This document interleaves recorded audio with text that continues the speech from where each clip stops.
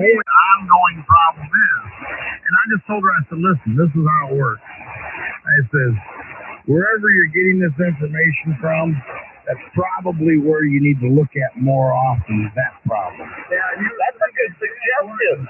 I will honestly say that, the name. Well, no doubt. You're going to tell me that she quoted somebody's name. I never said that. I said, I just said.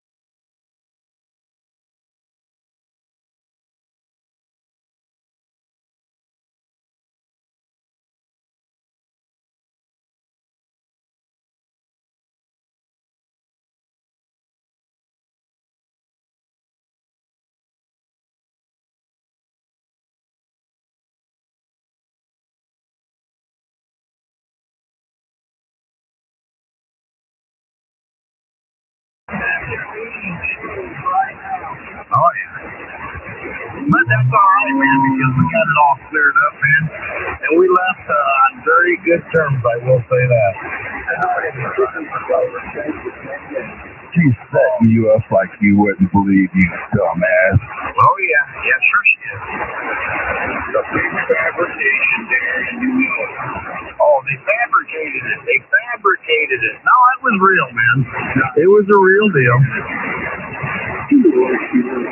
Yeah, it's like a big lie, just like all the other shit that comes out of your mouth. Oh, yeah. Oh, my. Well, you know what? Keep it up. That's all I can tell you, man. Keep it up.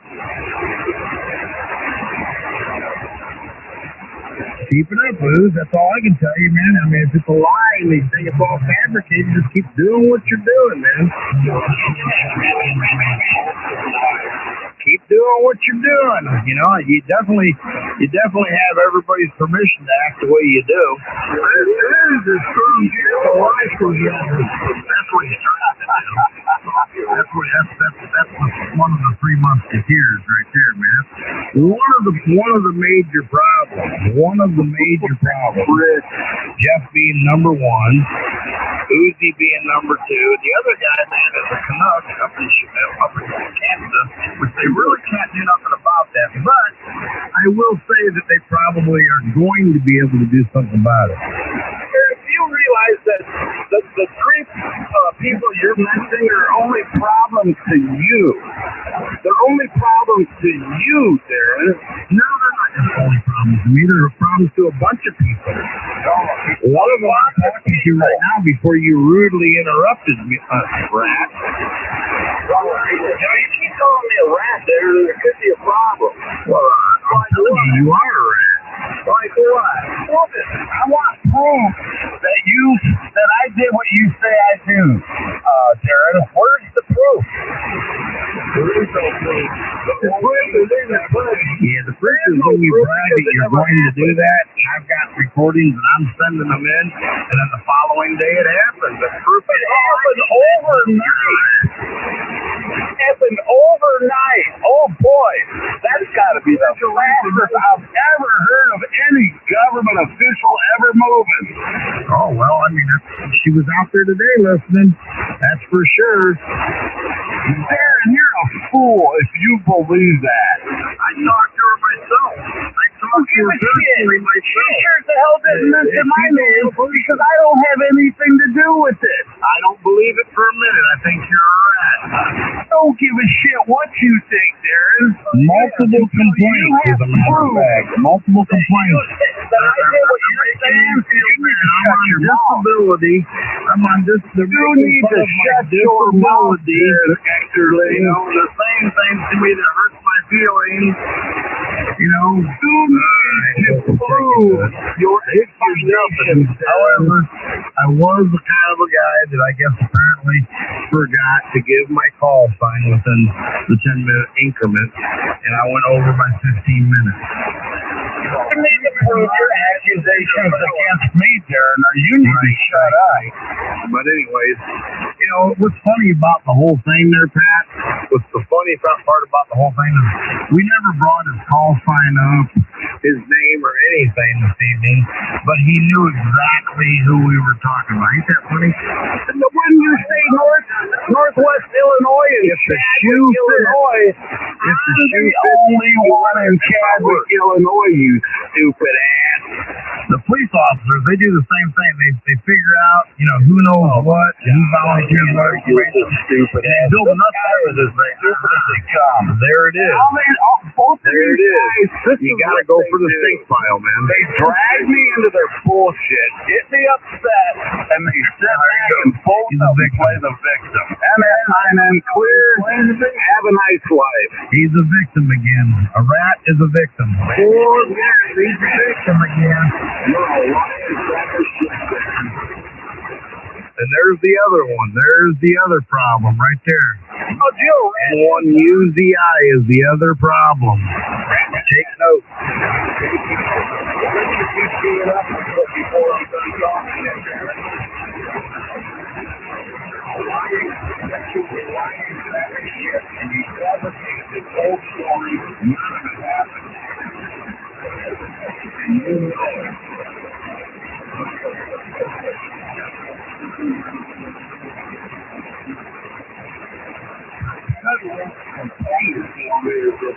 So that's another one, Ozu. How can you prove motherfucking? You're sitting here saying that he's a liar. He's a liar. Again, you really do, man, take a lot of allegations on this frequency about people. Really? Why are you trying to talk over him? Absolutely. You know, it's funny that you were talking, Barry. You were talking, and he kept talking. He kept talking when you were talking. But he accuses other people of doing it. You couldn't tell exactly what he was saying, but I could tell when he was that he was in there, and that he was trying to say something in between the syllables, and he knew that he was talking, but he just continued to talk. I'm glad I got that out of recording. Is your Barry the whole time? I'm gonna need a whole big block of cheese. Block of cheese? Are you gonna eat some cheese there, Todd?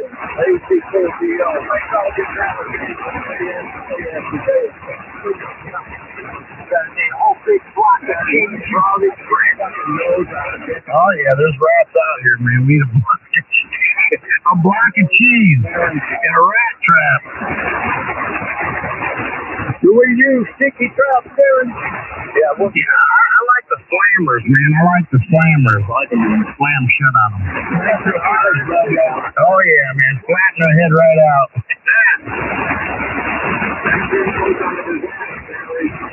Like I said, you make allegations that can't be proven, and you lie. You're a liar. You just said that he was a liar. You called him a liar.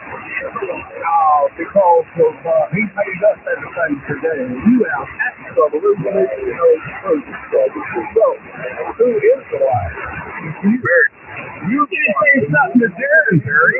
He's making accusations that I so-called ratted him out.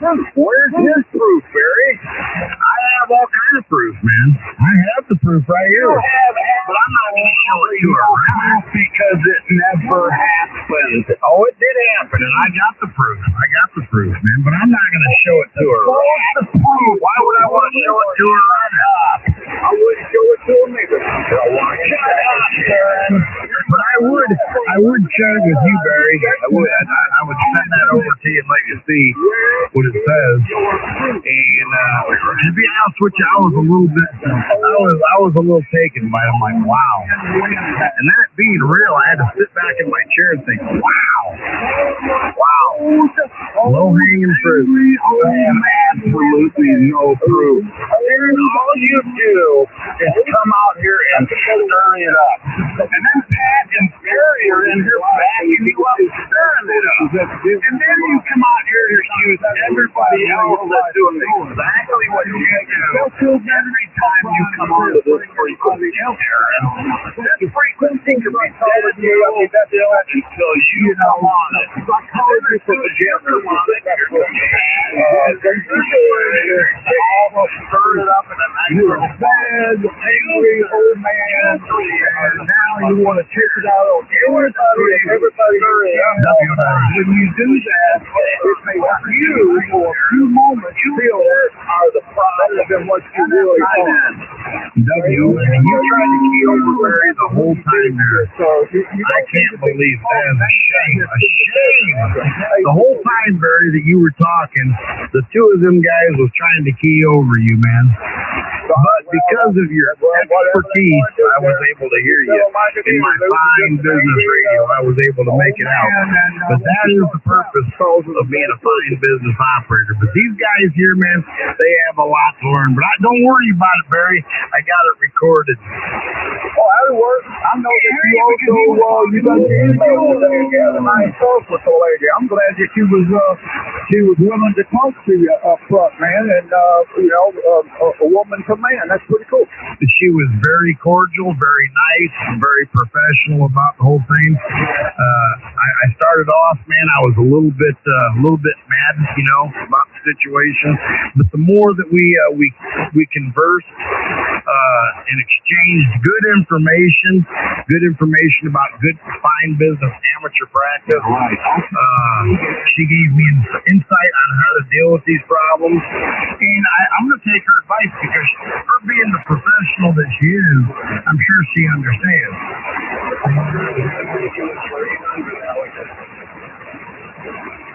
Poor Tom, poor Avery. Just so misunderstood. Just so misunderstood. And this anger built inside. And everybody is a liar. Calling up the truth. Conspiracy everywhere. Man, I tell you what, I wouldn't swap lives with you, boy. So the pain of the WO9E, the third time in 2.5 minutes. Thank you for the real. Hey, man, how you doing? Sounding good, man. You sounded good, man. That's what you say. I got it.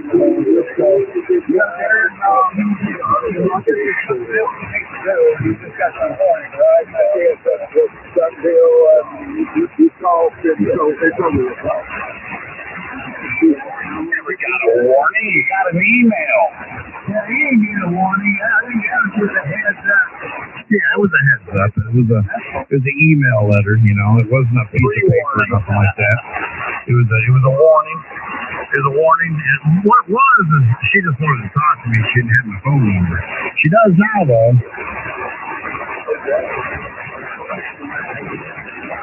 We're working together, man. No.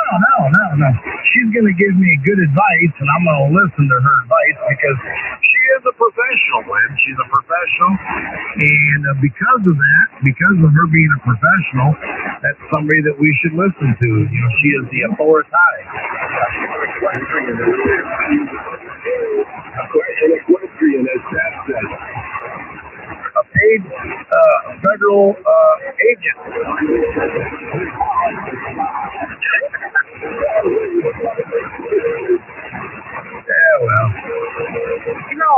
you could actually get in trouble for coming out on public airwaves and discussing a conversation with a federal official. Yeah, turn me in, man. Turn me in, because I didn't give you any information, but turn me in. Turn me in, man. Turn me in. That way there will be a liability involved in that. But I'm sure that they're listening. I'm sure that they're listening. That I am the one who caused your grief. Oh, no, you didn't cause me grief. You cause me grief all the time when you come out here with that nasty little mouth that you have, and you interrupt good cues like I was having earlier with Pat North.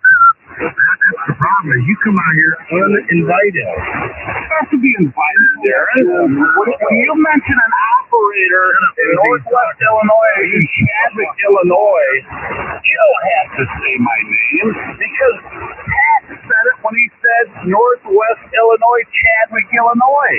Who else do you know in Northwest Illinois who lives in Chadwick, Illinois? Who would want to live there? Yeah. Who would want to live there in Chadwick? I'm going to say it again. You are the problem. I never said anything. You I never said that. So it doesn't matter. Why are you bringing me up into it again? Again, you're talking to a gentleman, a fine business operator, and you have rudely interrupted yet again. He talked over everybody's conversation. You were cleared out. Yeah, crank your about your situation. We were talking about your situation.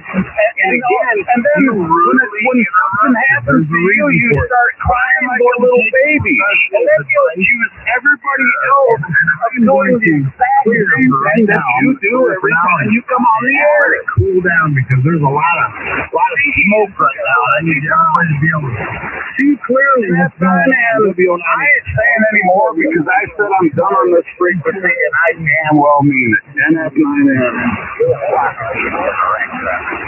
All you rats out there, make sure you use your call sign. If you can, you're going to get yourself an email just like he did. I didn't hear one of you get the call sign. You're late. I gave mine. I'm not a rat, though. Come on. Here's my call sign. What's my call sign? I have a call sign. I have the call sign to get that call sign. What's my call sign? How many people did you rat out the more when you were talking to her? Aaron, how many people did you rat out? So I don't know how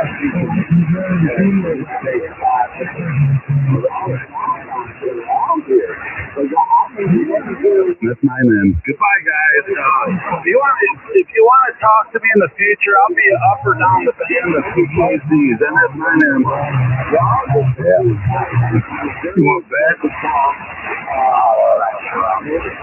You got it. Oh, we got a rant going on. Got a new graduating class.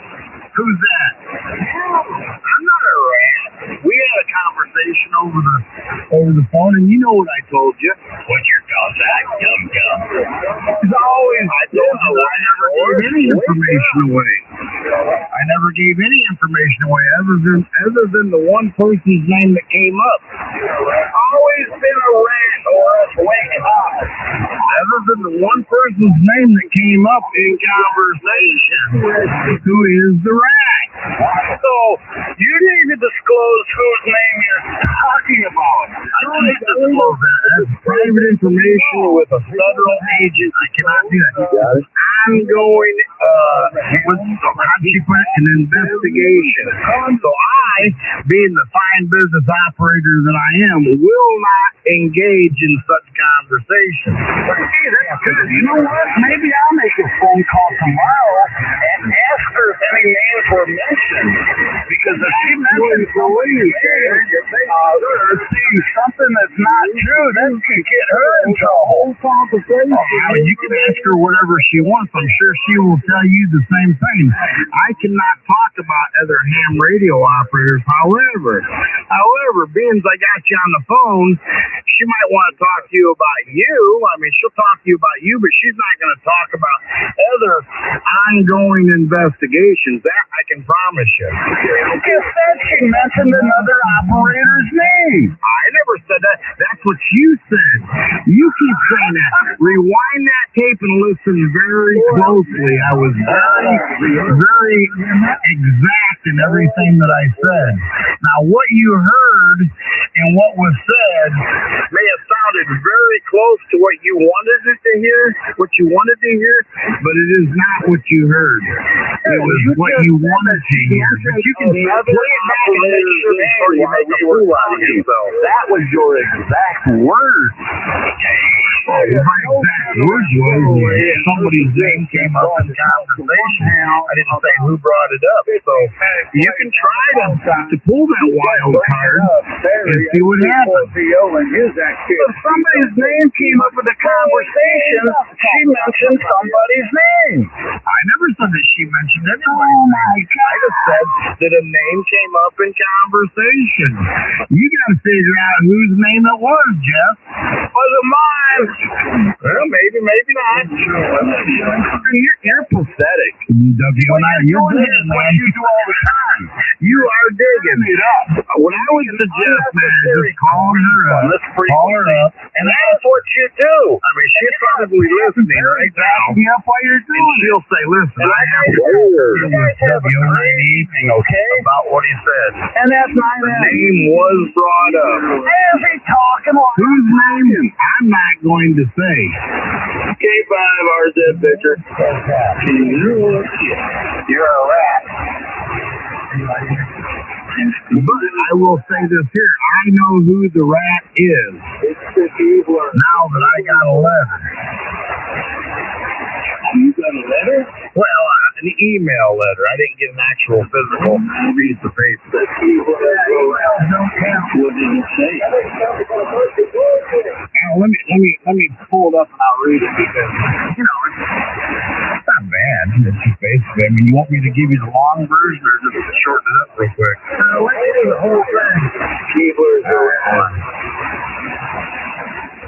I don't care. Give me the short version. They busted you, right? The short version? No, not necessarily.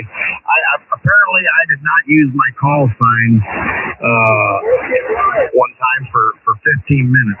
You dirty rat. Minutes over. Okay. You always give your call. Listen. Well, that's what I said. Really? That's because I'm one of the guys that's always early and everybody complains about it. You don't need to give your call sign that many times. I mean, at least 2 or 3 times within a 10-minute period, I'll bring my call sign up. Whether it's me giving it for ID or me saying, I'm tired of people using my call sign W09E. Did you hear that guy using W09E? Well, me saying it should be enough of the same as saying it, right? So read the the thing of it is, sometimes we get, read the letter. I've done it on this before. You got something.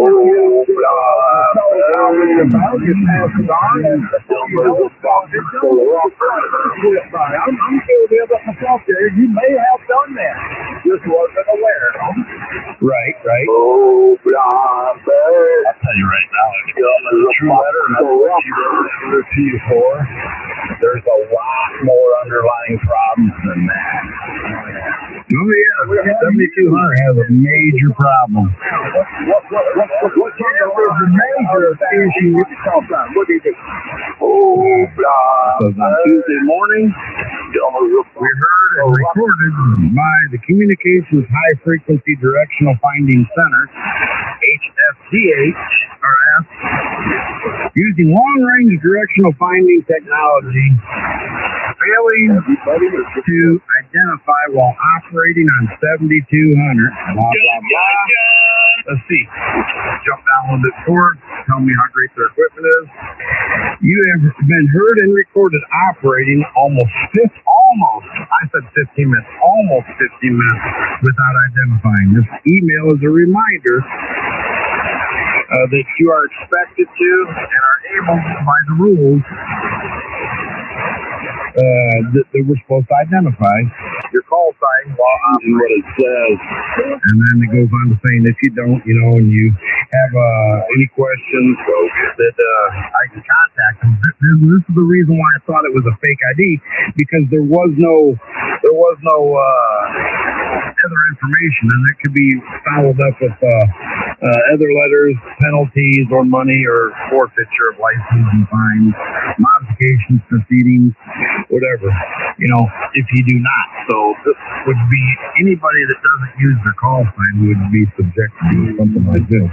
Yeah, and then I come out here and I was making comments to Oris and a few others that was out here that I got this, and I wasn't for sure if it was a real email. And then the other email says, let me open that line. That's your fancy dumb. Feel free to call me at blah, blah, blah number to confirm, yes, this is me. We're listening live. And the government official check the call sign out, not the call sign, check the email address, ftc.gov, government official email, yes, I can hear you because we are listening and monitoring live and recording right now. And that was while I was talking about this situation. So they were listening live while we were communicating like that. Live on 7200. Yes, I talked to Laura directly. And she was very nice. And she sounded like a professional, and she definitely was doing her job. And this was something that I told her, I said, I was wondering if FCC was even given a care, because the last time that somebody else spoke for the ARRL about this particular frequency, and I'm going to go into all that their conversation, but anyways, she was very aware of all that there and highly disagreed with it like I did. And I said, it'd be nice if we knew that somebody was actually out there that actually cared. And she allowed me to know her feelings about it, and I said, I appreciate you. Thank you very much. I wish I had called George. I would ask her, why don't you use the same directional system that she used on you to make sure you're the guy that was talking directional, and do that on that WG940 Joker and some of these others who's in here with the music, man. Why ain't they finding these and that CW and smooth scan Joker been going on for over a year now? I will just say that she didn't use no call signs, and neither did I. And so because of that, I did ask her that various questions. I said, if you got this such good equipment, why are you not? She goes, I cannot comment on any ongoing investigations, and I can't tell you what kind of equipment that we're using to obtain them, other than what I sent you in by way of email. And so I appreciate that.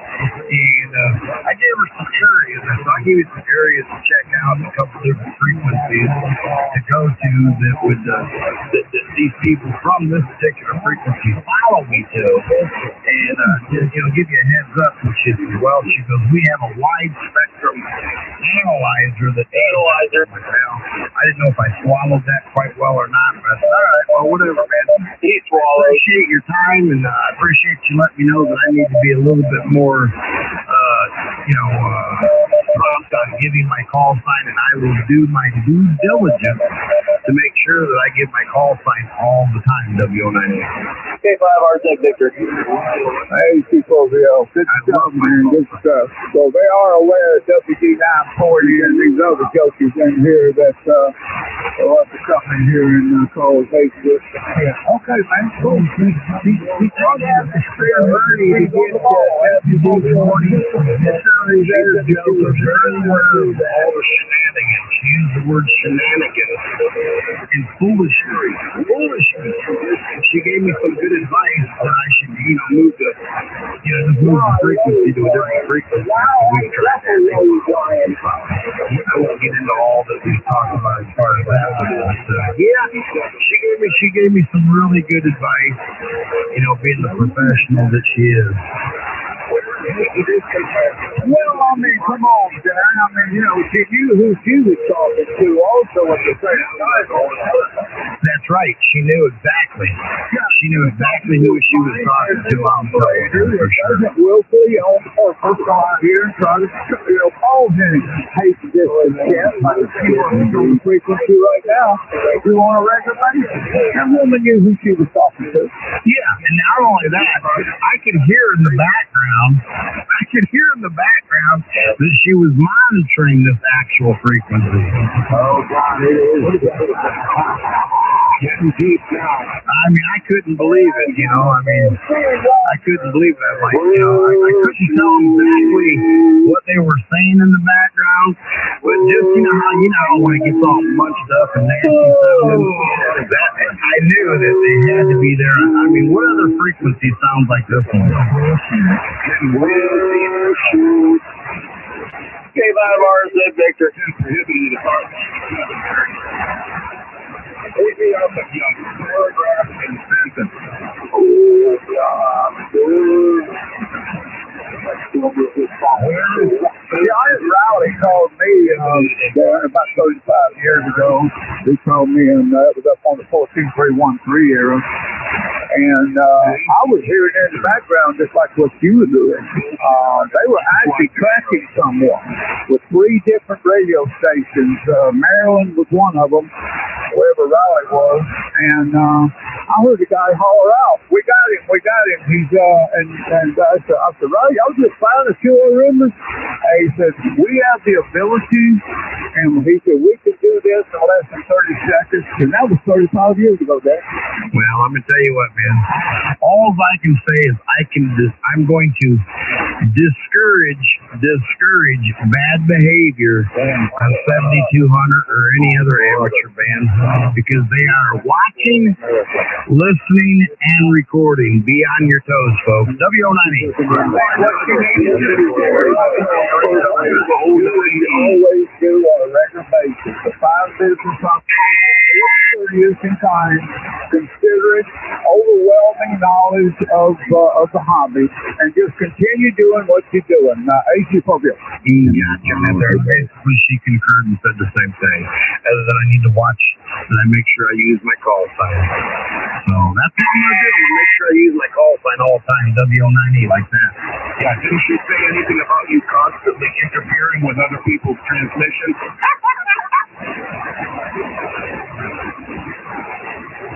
You're so full of shit, Darren. Everybody knows it.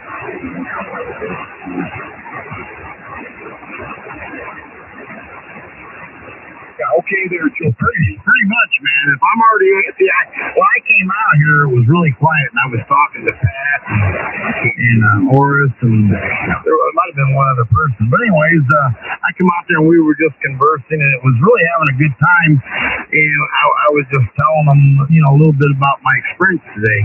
After that, I went outside, and I was working on the farm and doing everything that I was doing today.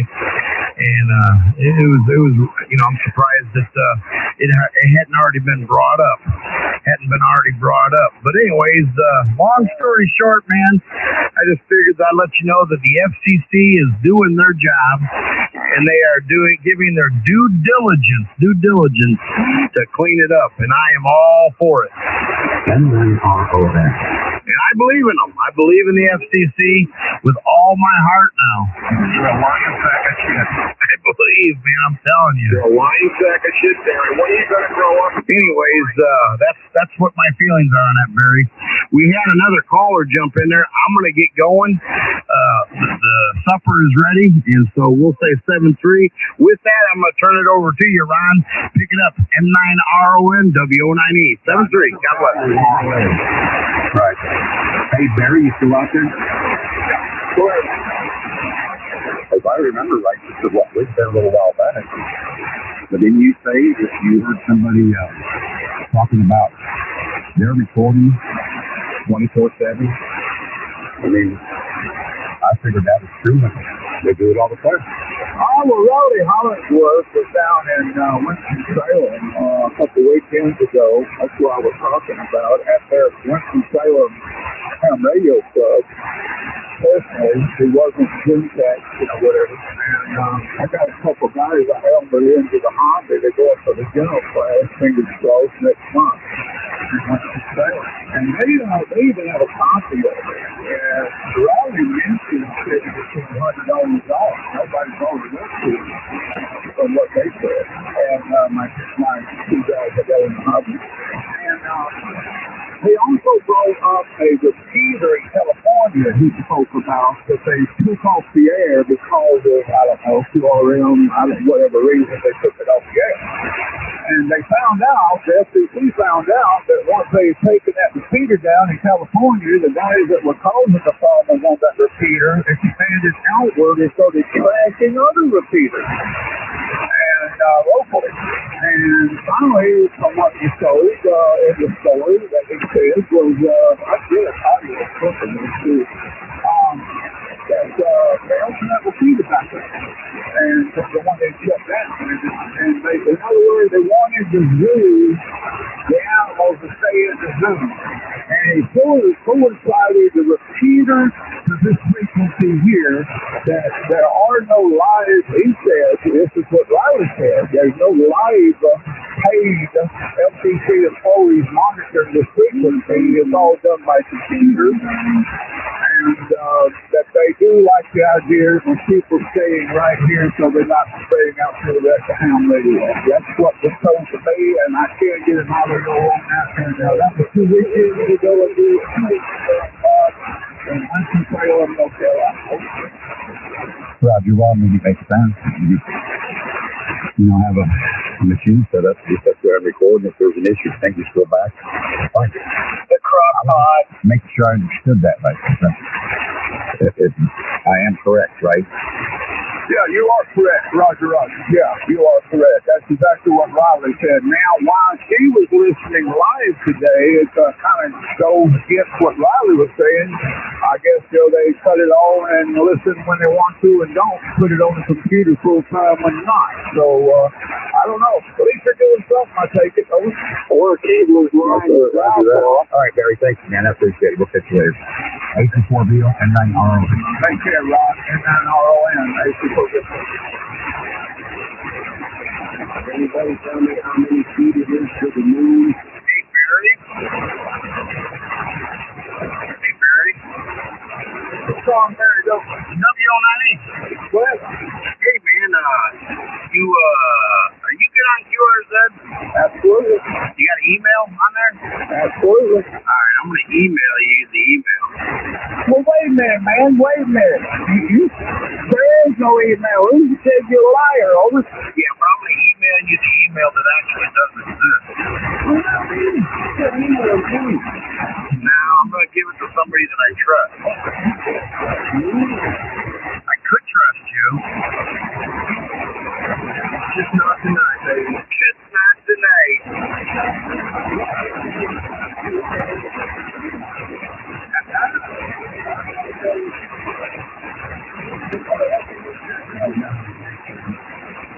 K5 RZ Victor. I only gonna give it to one guy. I only need to give it to one because then if it gets out like it shouldn't, it's private. Then you know where it came from. You know what I mean? Are you gonna print it out and frame it? You keep a secret between 3 guys.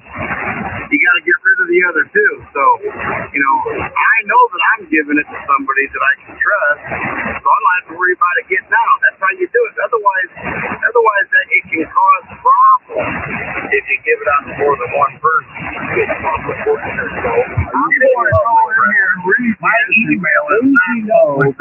Uzi knows that he can trust what I'm telling him. I do not lie, and that I do have a man of integrity, Darren, and I will not repeat anything within the email that you're sending me other than it does exist to Uzi, so he can move on to something else angry about. That's right.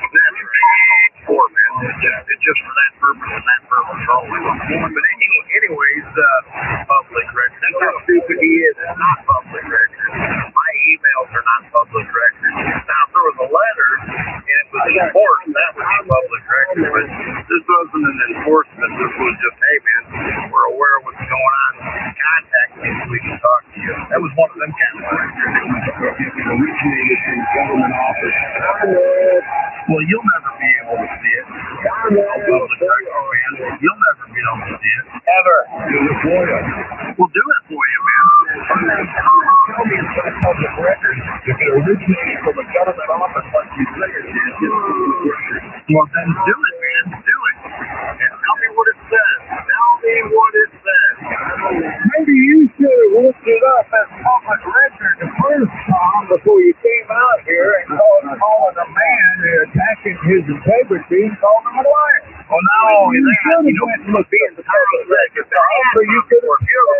Why did you do that? To somebody, and you're found to be wrong. Do you have enough fortitude to admit that you're wrong and apologize publicly? He said he does. So we'll see if he does, because I can make it real easy for him to apologize right now, but I want him to work for it, because he said that he has the ability to find out. He's so full of crap. W-O-9-E.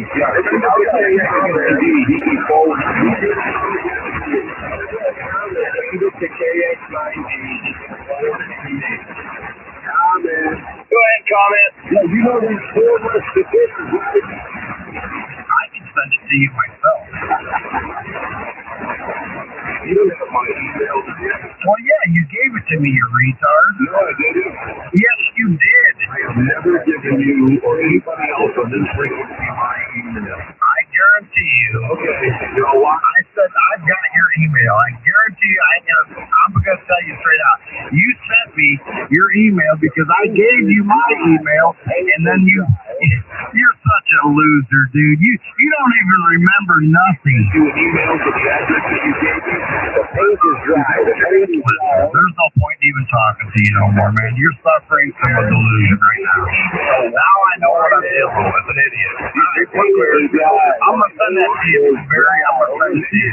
W-O-N-E clear. Okay, bye, birthday, Victor. Standing away, you think you're lying. I'll be looking for it, and I'll say something lying here. And what we're dealing with here, the protein is what we call problem to communicate. We got some real barnyard stupid people in here. And they've sending their own emails out to people. People's liars and can't substantiate. Calling people and telling people that they're running excessive power. Really? How you know that? You in the shack? You looking at the mirror? No, How you know that? Would you please? We got some barnyards of a people on Grand Avenue there, and there's no helping. You might as well go and just go out there and spend more time with the animals than the people with the barnyard stupid. So they ain't no helping them, man. They're sitting their ways. They're ignorant and born and they always want to do barnyard stupid. W-O-9-E. That's the way it is, man. That's what we're dealing with. Barry, that's pretty much the same advice that she gave me. She said, just spend more time away from it. She goes, in the long run, you'll feel better. I said, you're probably right. But it's called a hobby. It's called a hobby, you know. And I said, I've been doing this for a long time. It's kind of a hard hobby to break. Long time. There's a lot of great people out there, you know. That's the reason why there's so many hams in the world, you know. It's really a great hobby. It's just anyway, all right, man, let me jump off this plane and get that listening direct. This is Whiskey Ocean 9 Echo, 1932, W-O-9-E. We'll be clear for now. And return. I'll be looking for your emails, Darren. I'll be looking for it. Anyway, have a good one, man. A C4VO, Northeast Tennessee and the Appalachian Mountains for ID.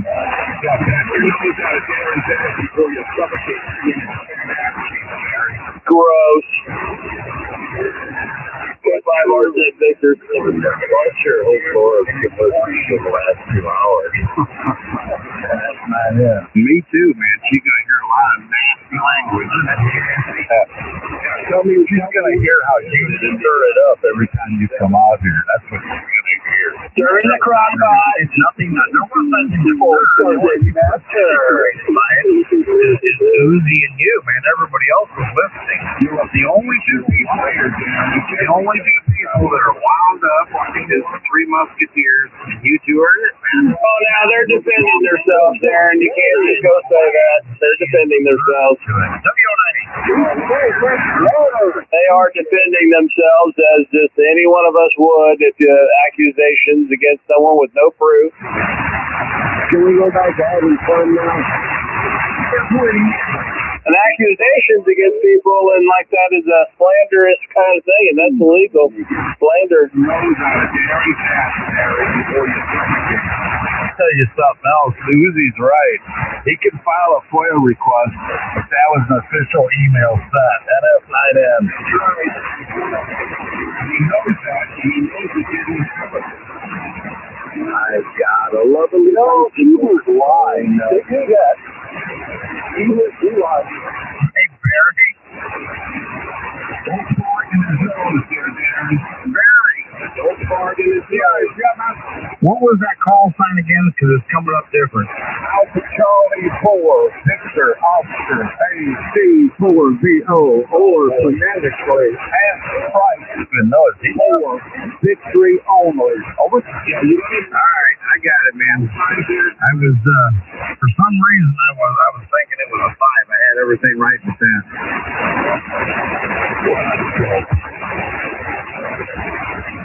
I bumped it wrong. I mean, I knew it was right, but I bumped the wrong one.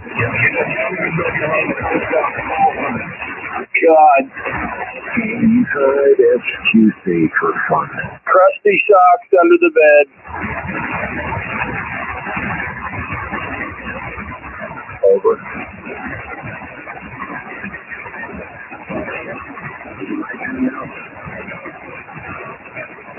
Please. Instantly mellow when they leave, doesn't it? It's awesome. 35 SQC, right?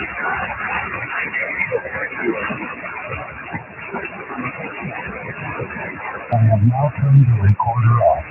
Okay, can we talk about amateur radio now? We are. What's new on the market? That's what I want to know. What's the newest amateur radio?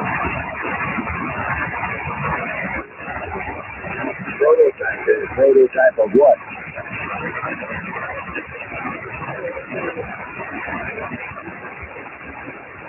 Is that your question, brother? Got that DV mode in there, doesn't it? What are you going to do about it?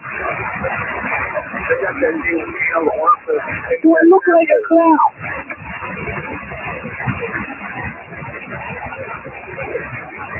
The TV orifice there,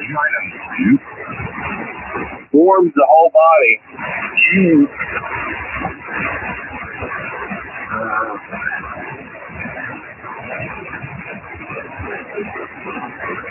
The only thing we're missing right now is Scotty.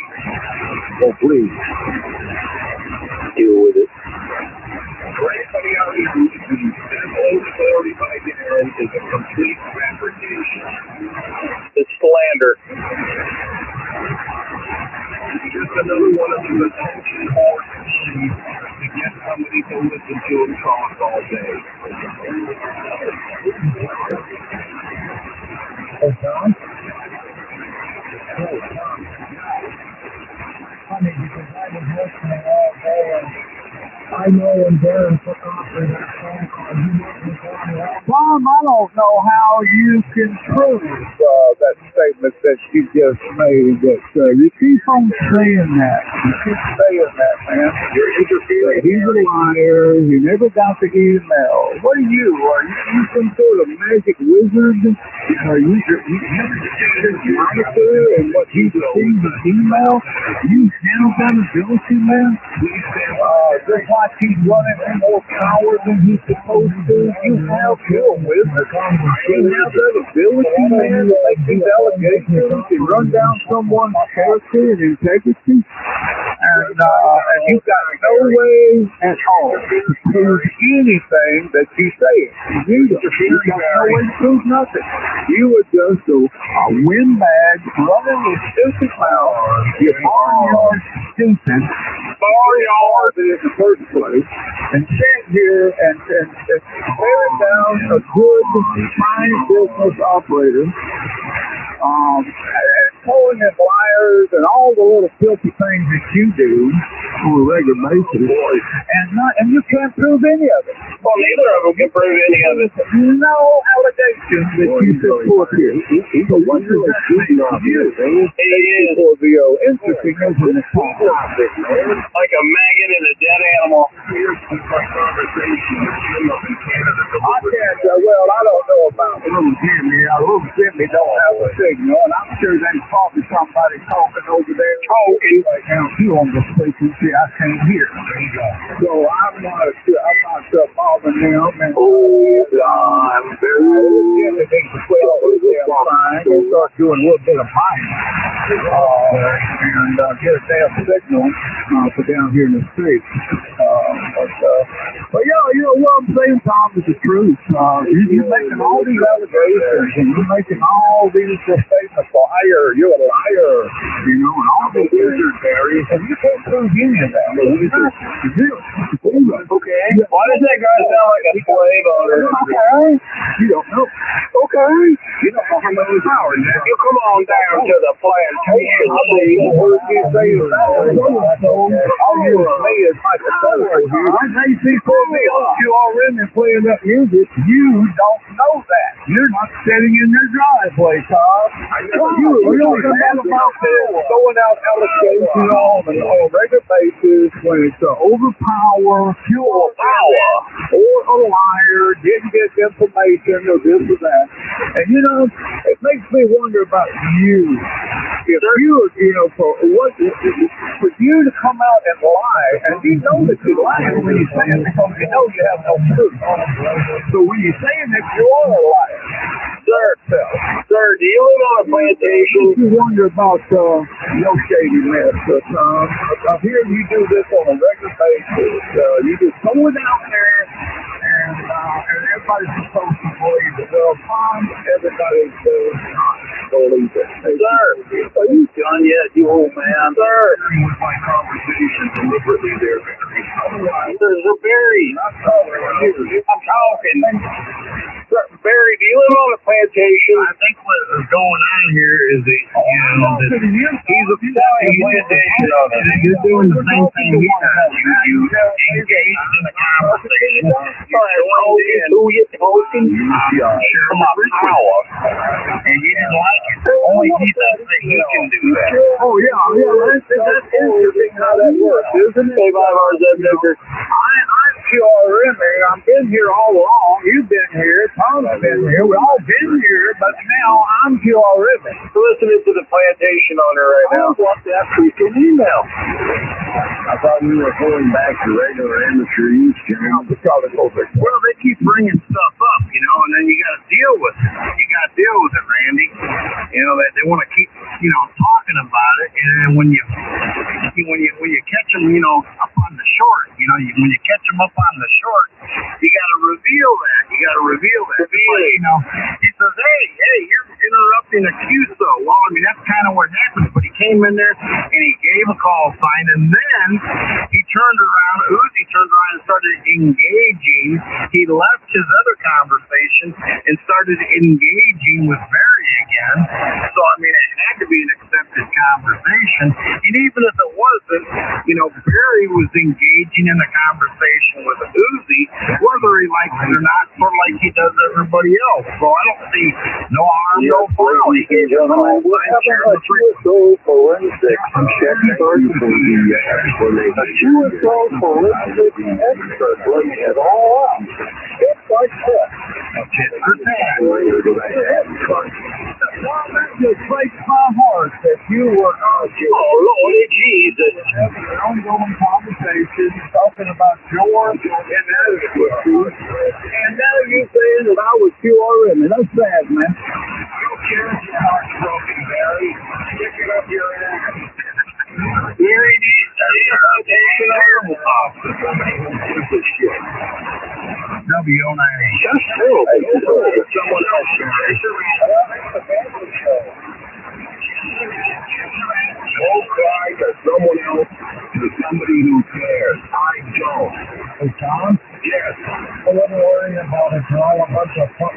This little filthy boy up there talking. Filthy boy, my God, let's bring him down here to the plantation scene. Come in.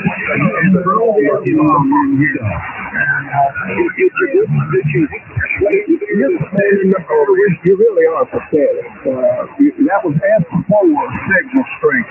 S4, and we got 20 overs in here. And you want to throw the L-bomb in here like you think you can. My God, this conversation. What a freak. That is another barnyard idiot right there. Barnyard stupid. That's exactly what you got up there in Canada. AC Produce. My golly, Lordy Jesus. Barnyard stupid. Barnyard stupid. That's what you are. You got any animals out there on the plantation? Barnyard stupid. That's bad, boy. That's really getting Lord Jesus, we're going to have to go to the whipping post. Protect your own animals when they get barnyard stupid.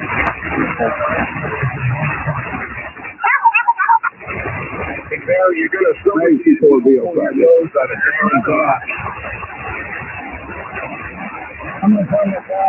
That's right, Barry. Methane can be toxic. Too much methane, Barry, and you'll die.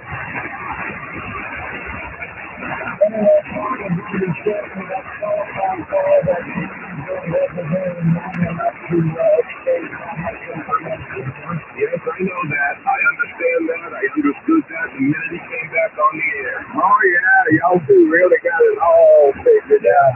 A bunch of wizards here. And that's your own computer from your TPA to know what email he got and what he didn't get. You guys are really amazing. I'm a wizard, Barry, and don't you forget it. Of deception. He's a fool. I'm a wizard. Better get in there and make me a tall glass of sweet tea now. Apparently, there was.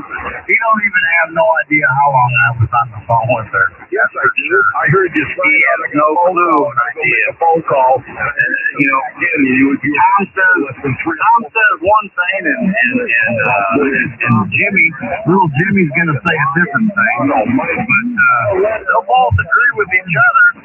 But neither one of them know the time. You know, they don't know what they're doing. Keep on believing. Keep on believing, man. That's all I can tell you. Believe it. Believe that it never happened. Believe that it never happened.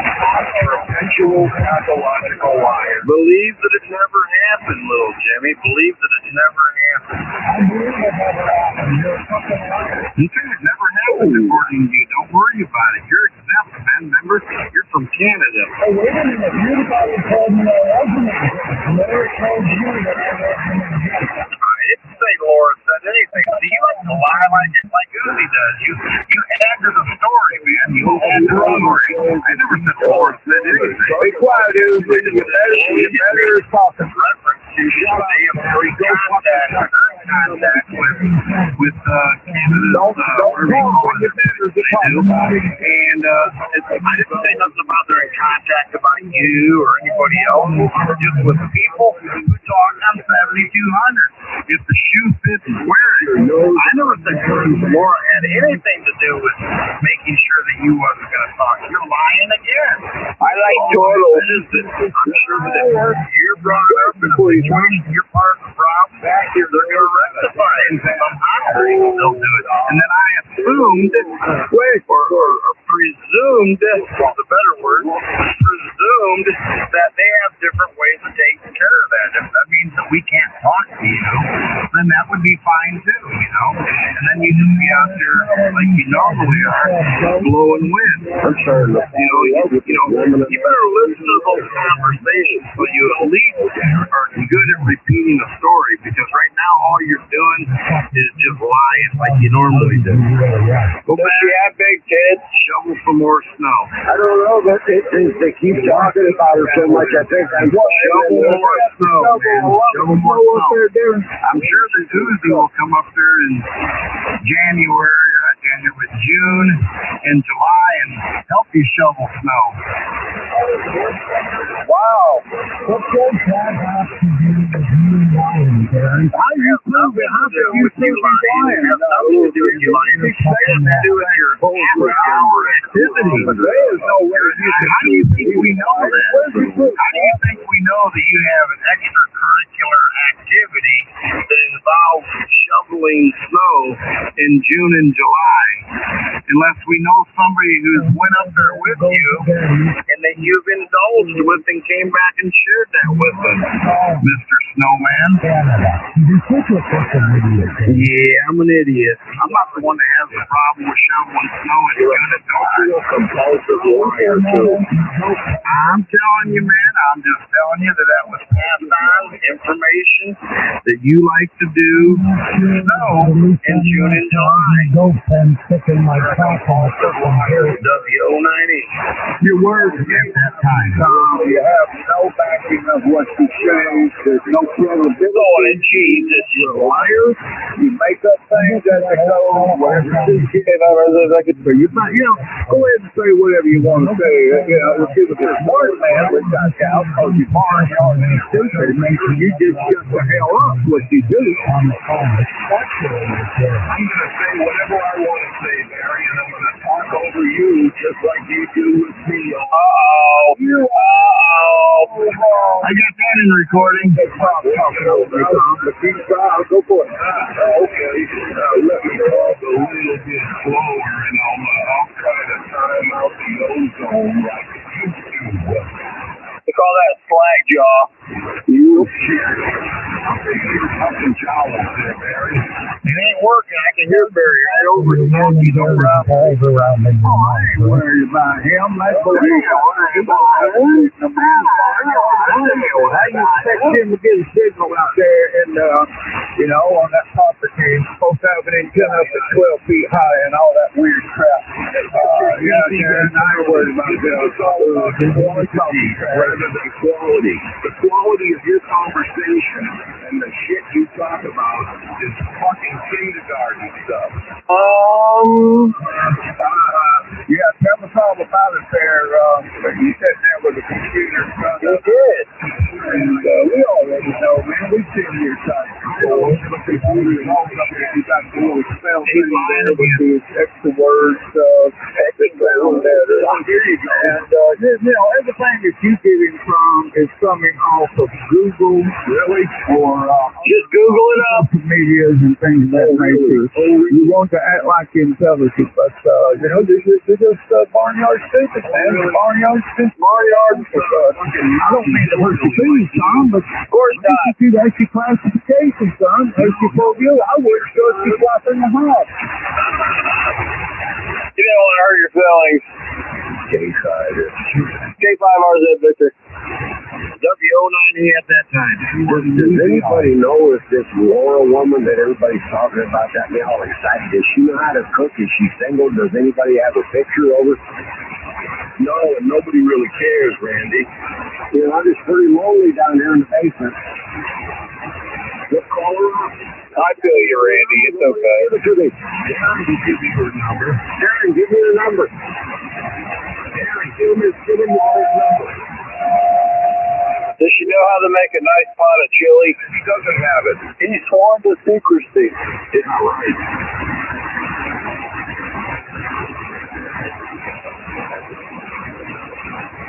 Well,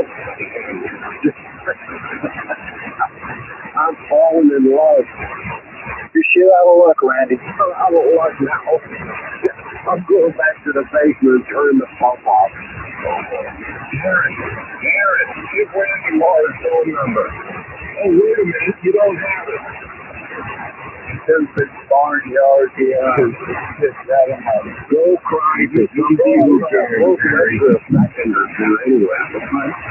You can conceive and put your own mind if it's closed to the way. Right next to it. Everybody, Darren, if you're still in, wait a minute. And got some few things I got to tie up for shut her down for the evening, business-wise. So you can get down there and get that done. So enjoy and have fun, man, with all these barnyard idiots in here. So there's a bunch of them. Yes, they master, man. They wizards. They can see your email incoming. They can look at your amplifier from where they're at and tell how much power you're running. Oh, they just wonderful, man. They're so wonderful. See you later, Darren. W09 Echo, a fine business operator. Alpha Charlie 4, Victor Oster, Northeast Tennessee, the Appalachian Mountains. See you later, Darren. All right, man. That email will be coming here shortly. Roger that. I'll take care of it. I'll take a look at it, man. Appreciate you sending it to me, Darren. AC Full Deal. W09. Oh, awesome. There's stuff up there. Okay, back to my dating basement.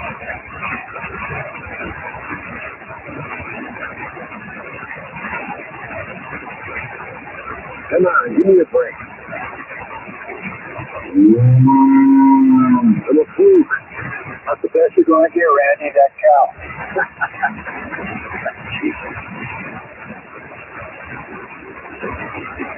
Chasing the barnyard animals around. Somebody has to do it. I don't mind chasing them. It's just when I catch them, it's when I get in trouble.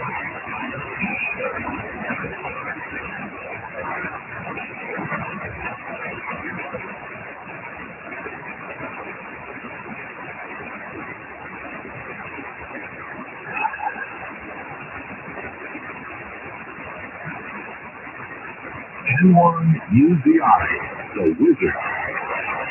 N1 UZI K5FQC. How you doing, Tom? I'm doing great. All right. Very good. Barry, it's on its way. KX90 K5FQC. Roger. Thanks, man. I'll go grab it up. AC Full Deal. All right, clear. W09. KX90 K5FQC.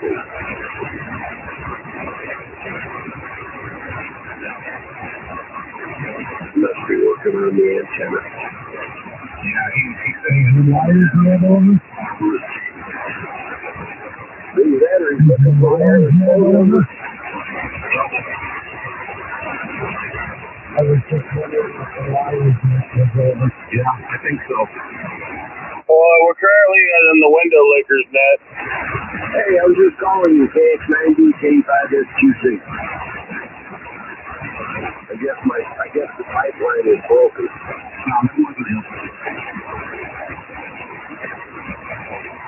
That wasn't KX90. I heard about her in the distance. He's out picking his antenna out of that tree. All right. It's my Oklahoma neighbor. Oh, no, you talking to me? No, I thought, hey, you talking to me. Oh, we got two guys from Oklahoma in here right now? Talking to you. Oh, I'm K5RZ Victor. K5RZ Victor, I'm talking to you. What are you doing? I didn't know if there were two Oklahoma stations in there or not. No, I said I've been trying to talk to Oklahoma. Oh, my bad. I'm just hanging out while watching the news. Listening to all the bickering. I'm so confused. All the bickering. I'm so confused. The bickering has got me crazy, and I'm horny because they keep talking about this woman I don't know. Well, you know, that's all I've heard all day. Women will do that to you. I seen a man living in his mother's basement on a dirt floor in Arkansas with money keeping company by a sheep and a sump pump whirling all night. Well, man, you've heard of the internet, right?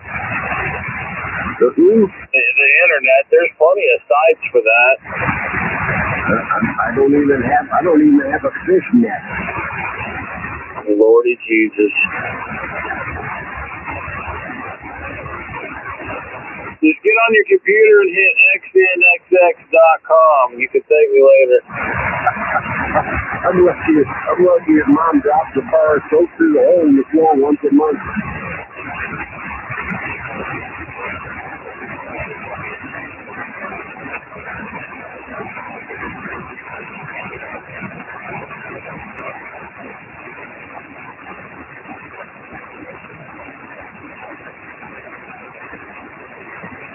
Gotta have fun, gentlemen. You know, you gotta have fun.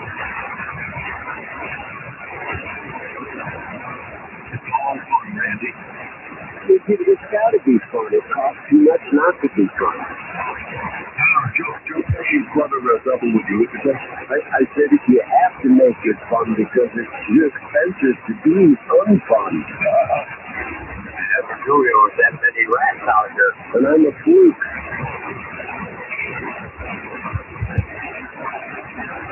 Come on, stir it up again, Todd. The crock pot. Was that Laura's equestrian? See, there he goes again, getting me excited. Here we go. Was that Laura's equestrian that sent that email?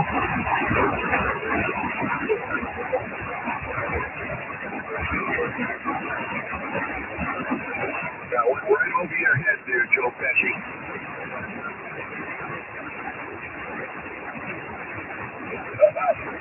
Laura Smith, equestrian. I about fell out on that one.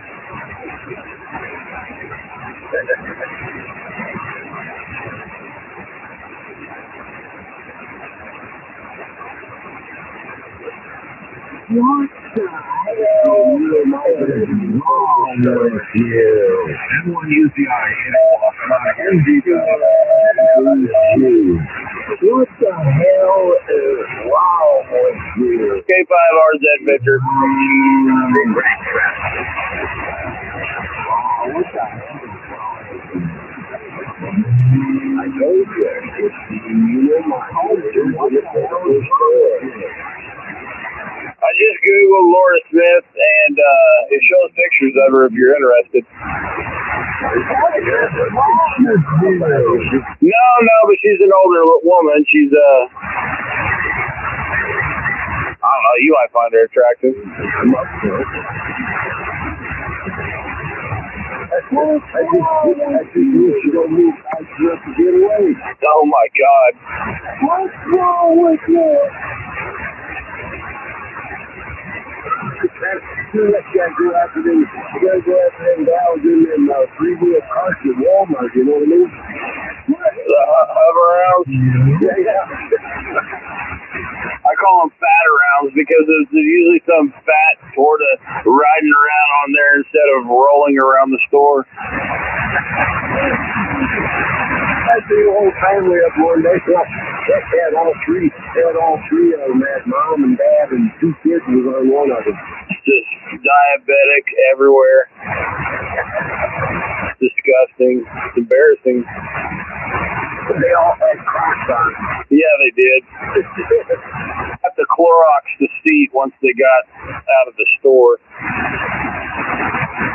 They walk into the store to get the car. They walk into the store. They all walk into the store to get on the scooters and go shopping. And then when they take the scooters back out to the car, they leave them there. And they roll into the store to get on the scooter to roll around some more. They'd probably die if they had to bring it back up to the store. I mean, seriously. That walk out to the parking lot would be devastating.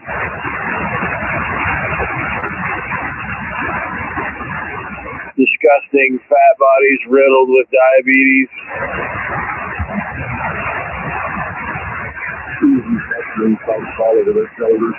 Gross.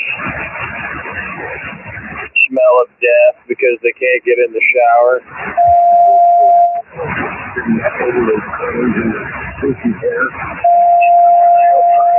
Disgusting. Ruins everything. The internal bog of stench.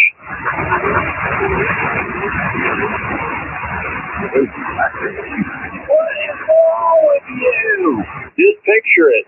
Immunomodulators. Go open up the grease jar that you got in your kitchen. You know how when grease goes bad, it smells real bad? That's what they smell like. Yeah, I got one of those in my kitchen. You open up one of them jars and it permeates the entire area. It's jacked up for about an hour. Did you see the grease trap on the septic system? Oh my God. Oh, no. That's gross. That's bad.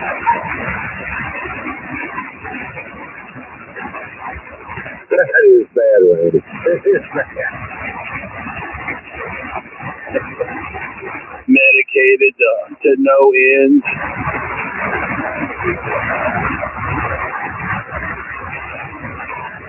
Hey, that Big Pharma loves people like that, you know what I mean? They do. That's why every other commercial on TV is a drug commercial. They just want them people to be medicated. They want them to be fat and die. I noticed that. I noticed that the last 2 years, especially after this COVID thing disappeared, every other commercial was about some drugs that make you feel better, make you feel better, act better, think better. Some of them have really weird symptoms, like rectal bleeding, bleeding from the eyes and the ears. It's been death. Hey, Jeff. What's wrong with you? I think drug commercials on television should be banned. I think it should be illegal. I think they should only advertise to the physicians because they're the ones that study medicine, not the general public. That's right. I think it's just a cigarette commercial, Bob. I know. The hot chicks on the beer commercials. I'd rather look at the chicks in the beer commercials wearing the bikinis than some fat torta rolling around talking about her diabetes medication. You know she's going to die within 5 years. Yeah, but they're always dancing. I miss the good old days. Tired of this new age stuff. Drive the pole before the fat lady uses it. And before that side girl gets going on now.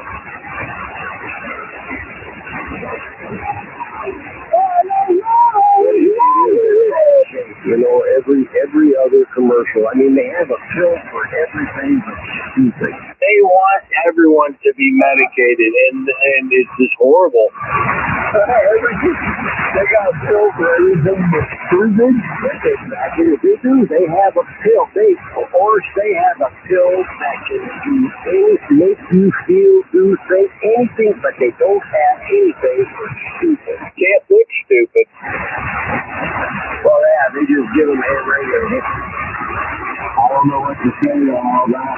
Oh, they go, what's wrong with you? All these doctors, all they want to do is push more medication. They don't care about you or your health. They just want you to be sick. That way they make more money off of you. Listen carefully. I'm going to explain this to you one last time. The problem is immunomodulators and corticosteroids. Yeah, but they have a topical cream for that. Yeah, but it doesn't work my colon properly. You get my meaning? Yeah. This is all I got left.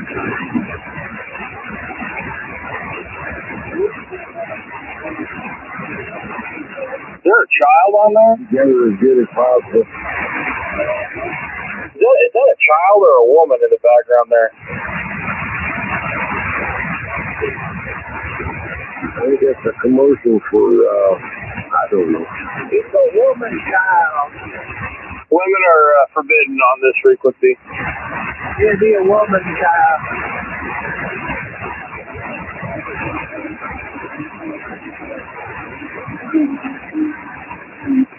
So I got a line on this amplifier. What kind? It's a Ameritron 808H, but the problem, it has a couple of problems. So what are the problems? Well, it's supposedly the DC filtering board needs to be replaced, and it needs tubes. Well, replace the board and get some 572Bs for it. That's what I was thinking. I was looking at the prices of things. If I can get it for a good deal, that's what everybody's saying. Put the 572s in there and modify the DC filtering board, and it'll be pretty much foolproof. They'd probably make close to 1,000 watts with the tube upgrade in there. I have to ask Horace about that. What do you think, Horace? What do I think about what? K5RZV.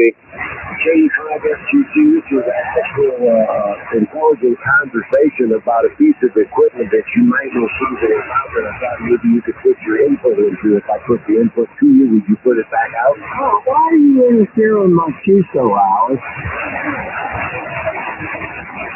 Somebody come in there, they're all walking on you, so I'm having a hard time hearing you. Well, I'll get that. Maybe I'll solve that problem. I bet that it would make close to 1,000 watts. The one again? I'm not sure. I know that I don't know, you don't see them very often, but they make that, what is it, the AL572, I think, that you can get. That's got 4 tubes in it. I think they run 1,200 or so.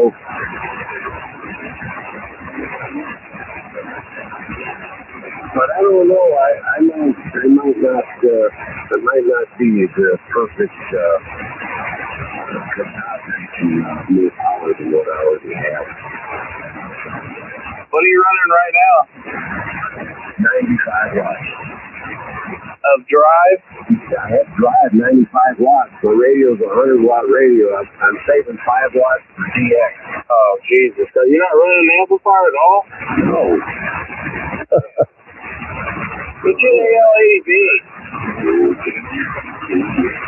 That's what I run, AL80B. It runs 1,000 watts all day long, whatever, whenever I turn it on. Got a block of cheese over here in the closet. It'd cook it down.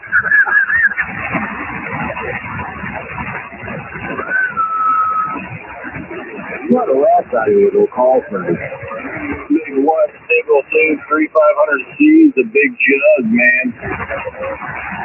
Yeah, it's the AL80, what is it? They got an A and a B and a BG. They got an A and they got an AL80B.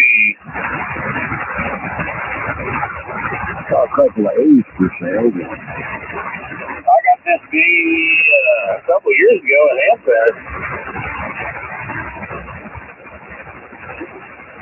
And it's bulletproof. I mean, this thing's a tank. Take a 100 watts drive, won't it? They say in the instruction manual it says it will, but I read it with 75 watts and it does 1,000. That's a good match. I mean, it's made to produce 1,000 watts, so there's no need to, overdrive it. Yeah, I kind of use that philosophy on some of my wives. I never give it all to them. I always held back a little bit. That way, when they left me and they came back about 6 months or a year later, I could give it all to them and then they'd feel bad. There you go. Make them take a look at that, dude. You gotta outtake. It's not hard to outtake a woman.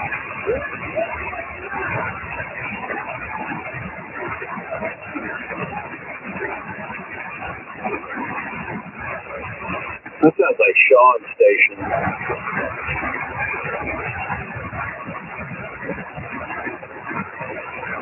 I might do that, though. The only thing I need to verify is if it's got a good... I've got a sneaking suspicion that it may have a bad transformer in it, and that's why it doesn't have any tubes in it. Oh.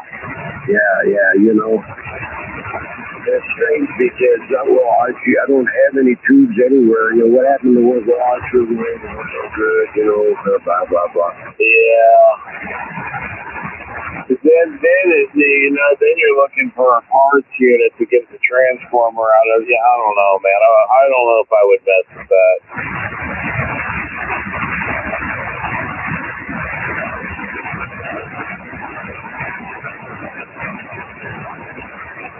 Probably just as cheap to put 10 more feet on the towers.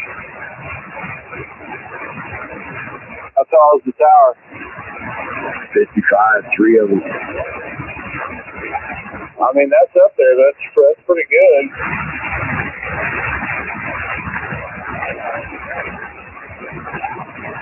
Got a full weight 80-meter wire between the 3 of them. Mine's a 50-footer, but I got a 10-foot, 2-inch rigid conduit pipe up there for a bath. So it's,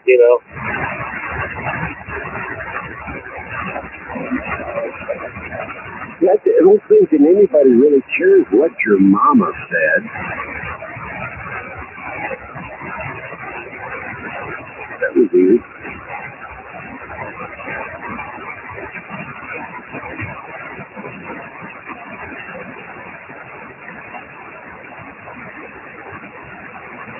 Well, anyway, you didn't get any of that bad weather last week, did you? Turn up and up?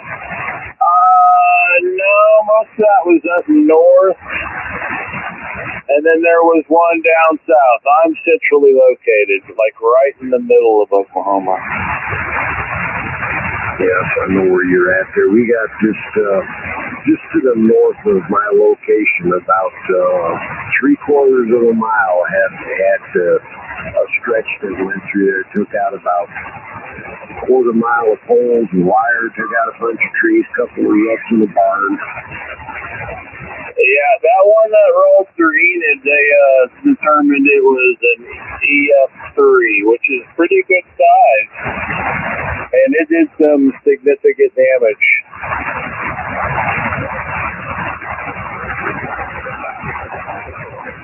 We got more on the way. Well, May is the big month for tornadic weather around here, so we're still not out of the woods. So I don't know, we've had quite a few so far.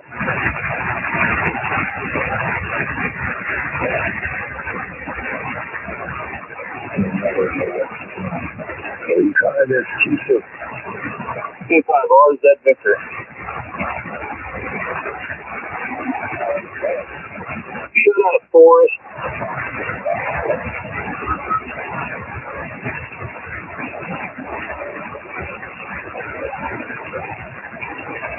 Forrest, your mom slept with the guy that gets you in school because you're a retard. Nothing with the guy that got the poontang, I guess.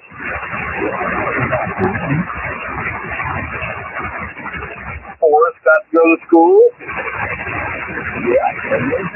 Old boy got to knock the dust off of it.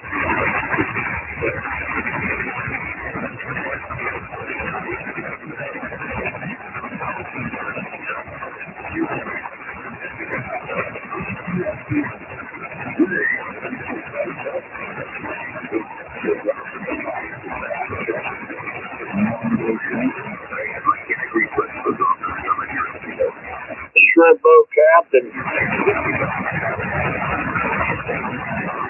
Lieutenant Diane, you ain't got no legs.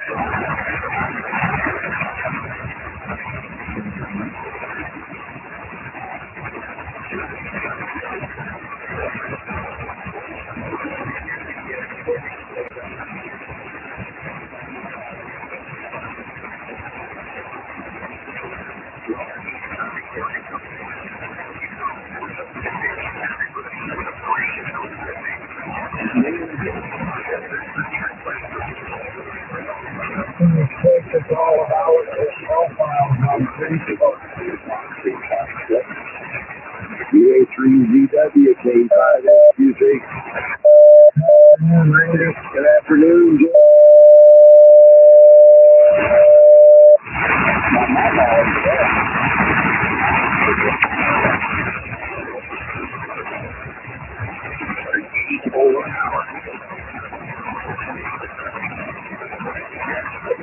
The guy that has the fake profiles on Facebook. Yeah. As long as it's fun, it doesn't matter.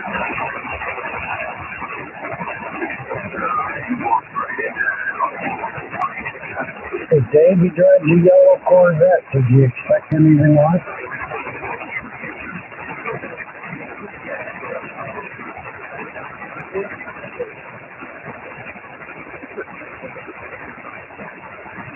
A whole bunch of fake profiles, right?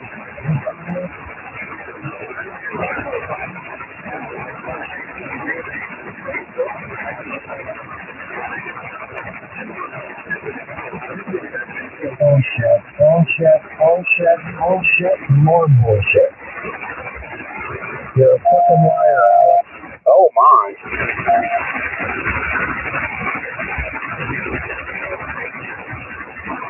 Yeah, that's what the government always says. Trust me before they fuck you in the ass.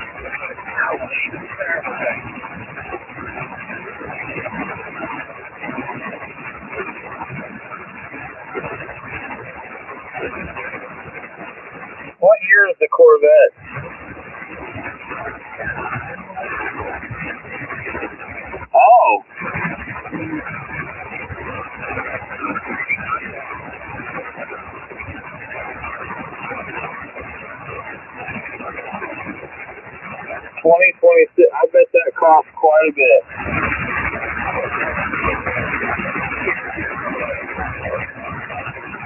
Is that the C8 now? $143,592.47. Is that the C8? Yeah, man. Yeah, I'd like to have one.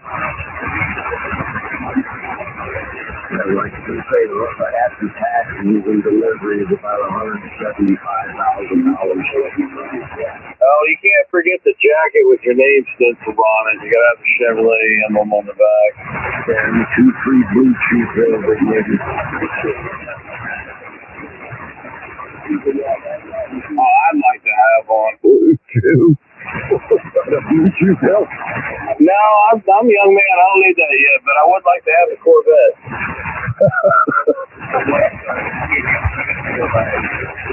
For you. I don't want to get an email. I play ice hockey. I don't have a problem with circulation at all. It's not circulation, it's just this damn sheep is so ugly. Oh, man.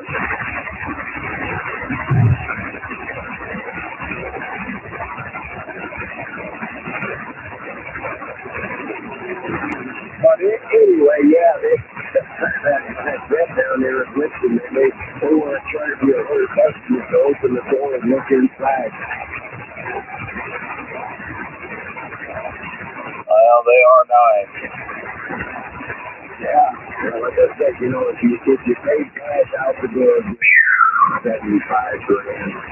That's just unbelievable that they're that expensive now. This was, it was not what they call that blacker than black. I think that was the 20% blacker than black.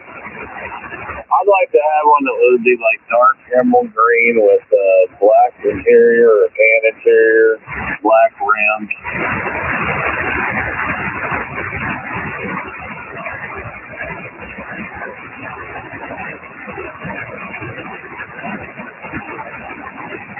I looked it over and I decided to go with the Silverado.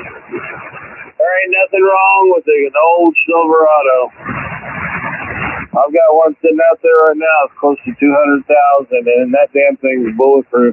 The only thing I've had to do to it, other than maintenance, is an alternator and a battery. I had a 96 model, had 200-some thousand miles on it, and it was right when I sold it. And that's we've got the 5.3 LS variant, 327, plenty of power, does exactly what it's got, real cold air. I put it like this, if I had to set my feet in the ditch, I got to show the water on my other two colors that out of the ditch. Self-service. That's right, and charging a bunch of money. Yeah, this is, I guess, for me, it's got that little, the one four-cylinder and a turbocharged four-cylinder, and man, does it go. Is it EcoBoost?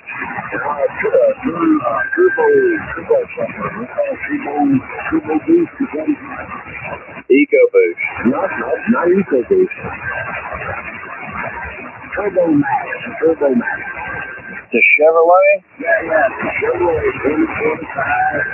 Chevrolet Silverado 1500 WT single cab 4x4 2.7 L Turbo Max. What does the WT stand for? Work truck. By golly, K5RZ Victor, just learned something. Unless you're in Detroit, then it's 4 truck. That's why they make them single cab for the work truck, isn't it, Randy? Yeah. It's nothing. The only thing that has electric on it is the electric windows are electric and electric roll-offs, but it doesn't have no power seats and all that stuff. No carpet. It's a rubber floor mat. Very simple truck. We call that the Oklahoma, Texas package. It probably lasts for years. They got all the extra stuff on it. Well, that's what I figured. I looked at the Ford Navy price. but I wasn't impressed. You know, there was a lot of stuff in there, but it was all junky. Yeah, they put a lot of noise in them. For a third of the price. Yep, you're right. They chew in free window tinting, undercoating, real Thunderwell liners.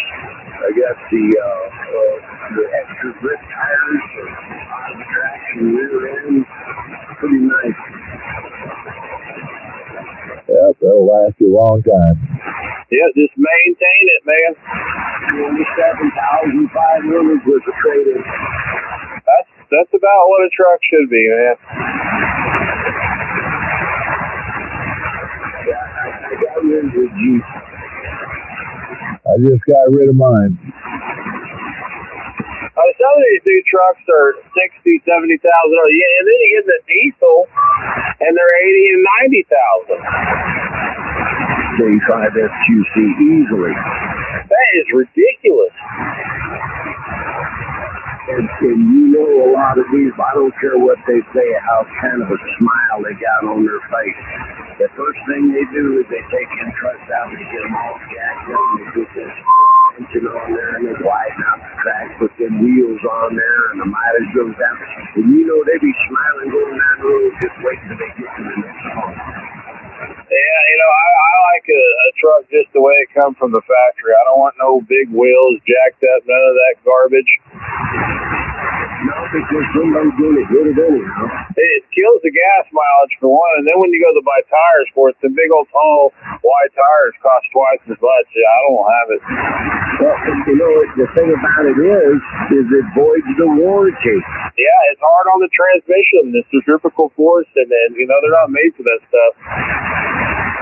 I mean, why would you want to spend your $100,000 on a new truck and then go out and hold a gun to your head and not have a warranty? People want to look cool.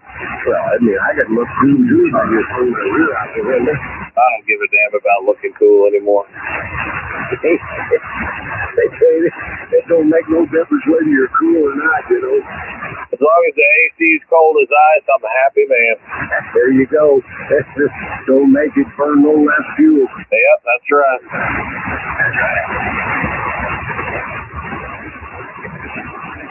I always say that this little truck's got all the power. I'm absolutely amazed how fast this takes off. It pulls good, got good power, and short trips that I make here, I've had it up to 24 miles per gallon, no problem. Turbo's awesome. Yeah, and I'll tell you, like I say, when you step on it, it goes, man. You look down at it before you know what you're doing 100, 110. Dangerous. Need to have that warning, danger.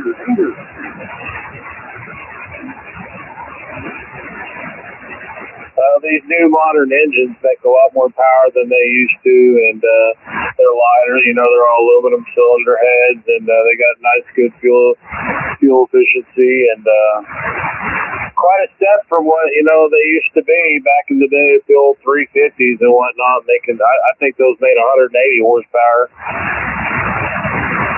I had a 97 GMC. I think it was 185, maybe 220 horsepower.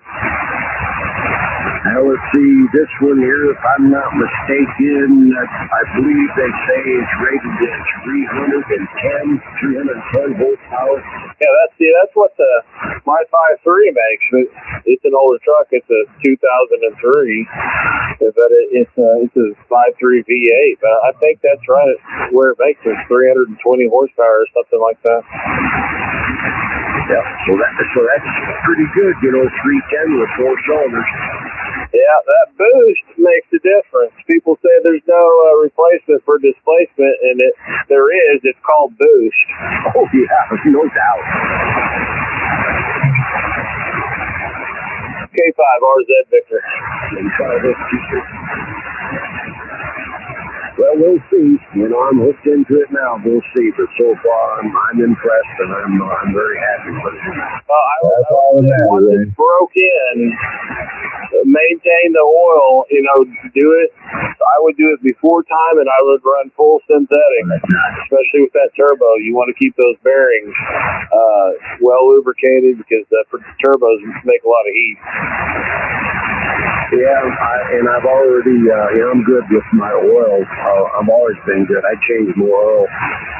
So every time I go for a ride on my scooter, I would change the oil. That's exactly what I'm planning on going to a full synthetic, and I'm going to change it. I don't know. It's due for its change.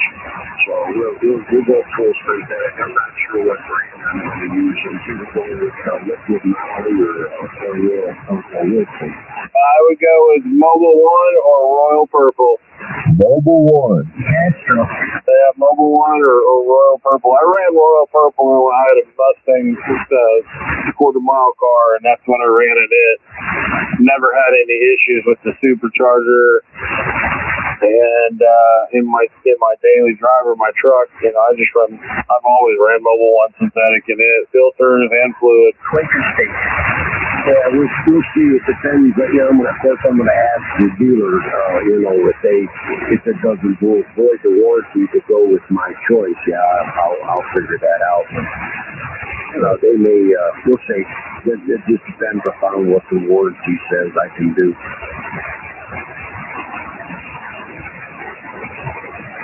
All right, well, I'm going to get out of here. It was good talking to you boys. Old lady's coming over. I'm going to hang out with her for a while. And tomorrow's Friday evening, I'll be getting back on. This is K5 RZB. Clear the frequency. All right, hey, brother. Appreciate you hanging in there and not having to endure any hate and discontent. It was a joy, my friend. K5 RZ Victor, K5 SQ6. Have a good night, brother. Have a good night. Roger that.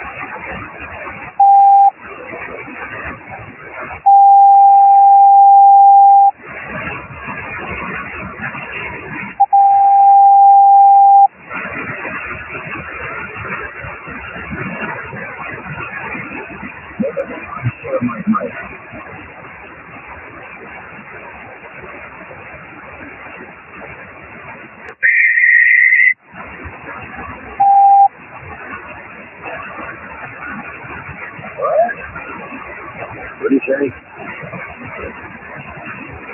I didn't hear him. What do you say? What's a myth?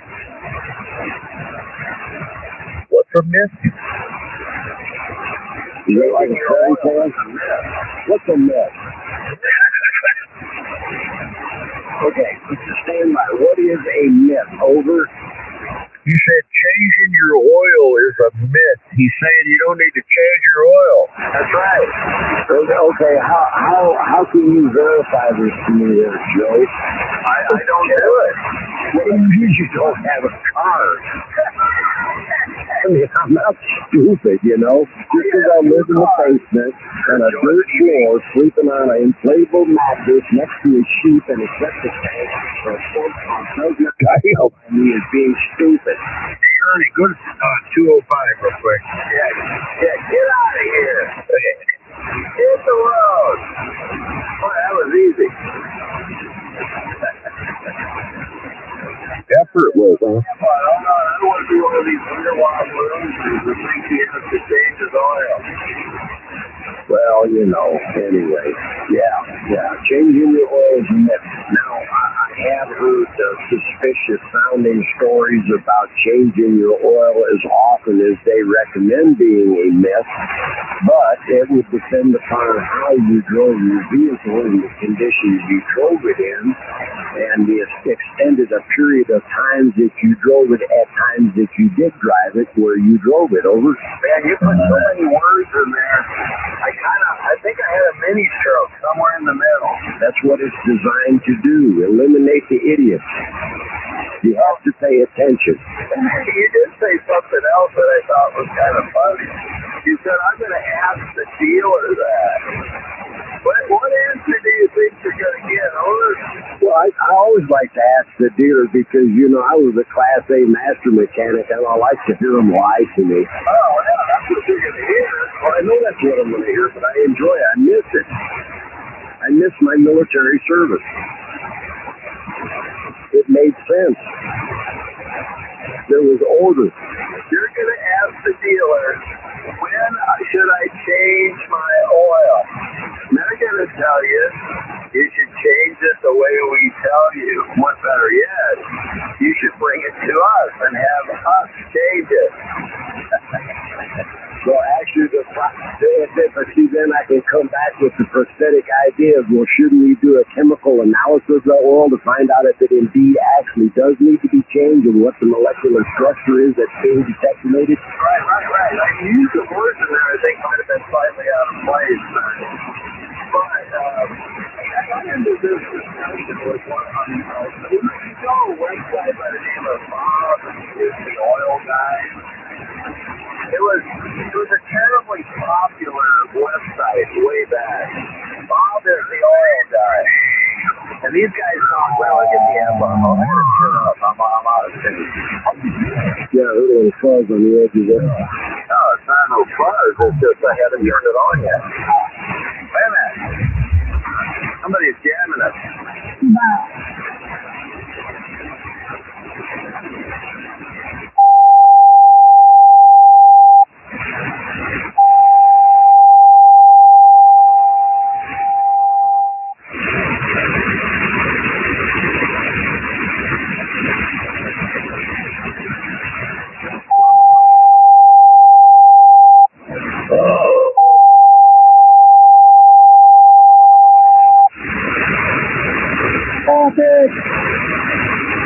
Okay, there was a website, probably still out there, bobistheoilguy.com. I used to get in. Are you still there?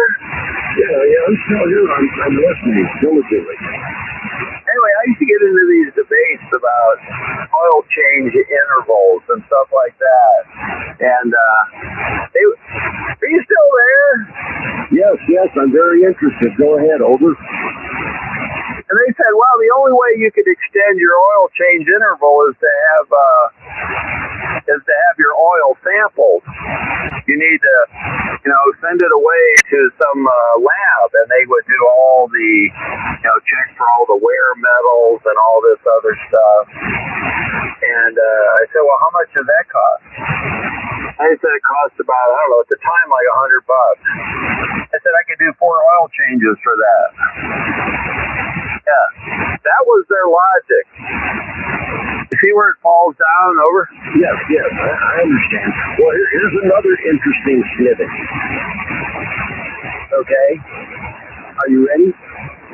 Yeah, I'm listening, but I'm delaying like you, over. Okay, you're still there, right? Yeah, well, sort of.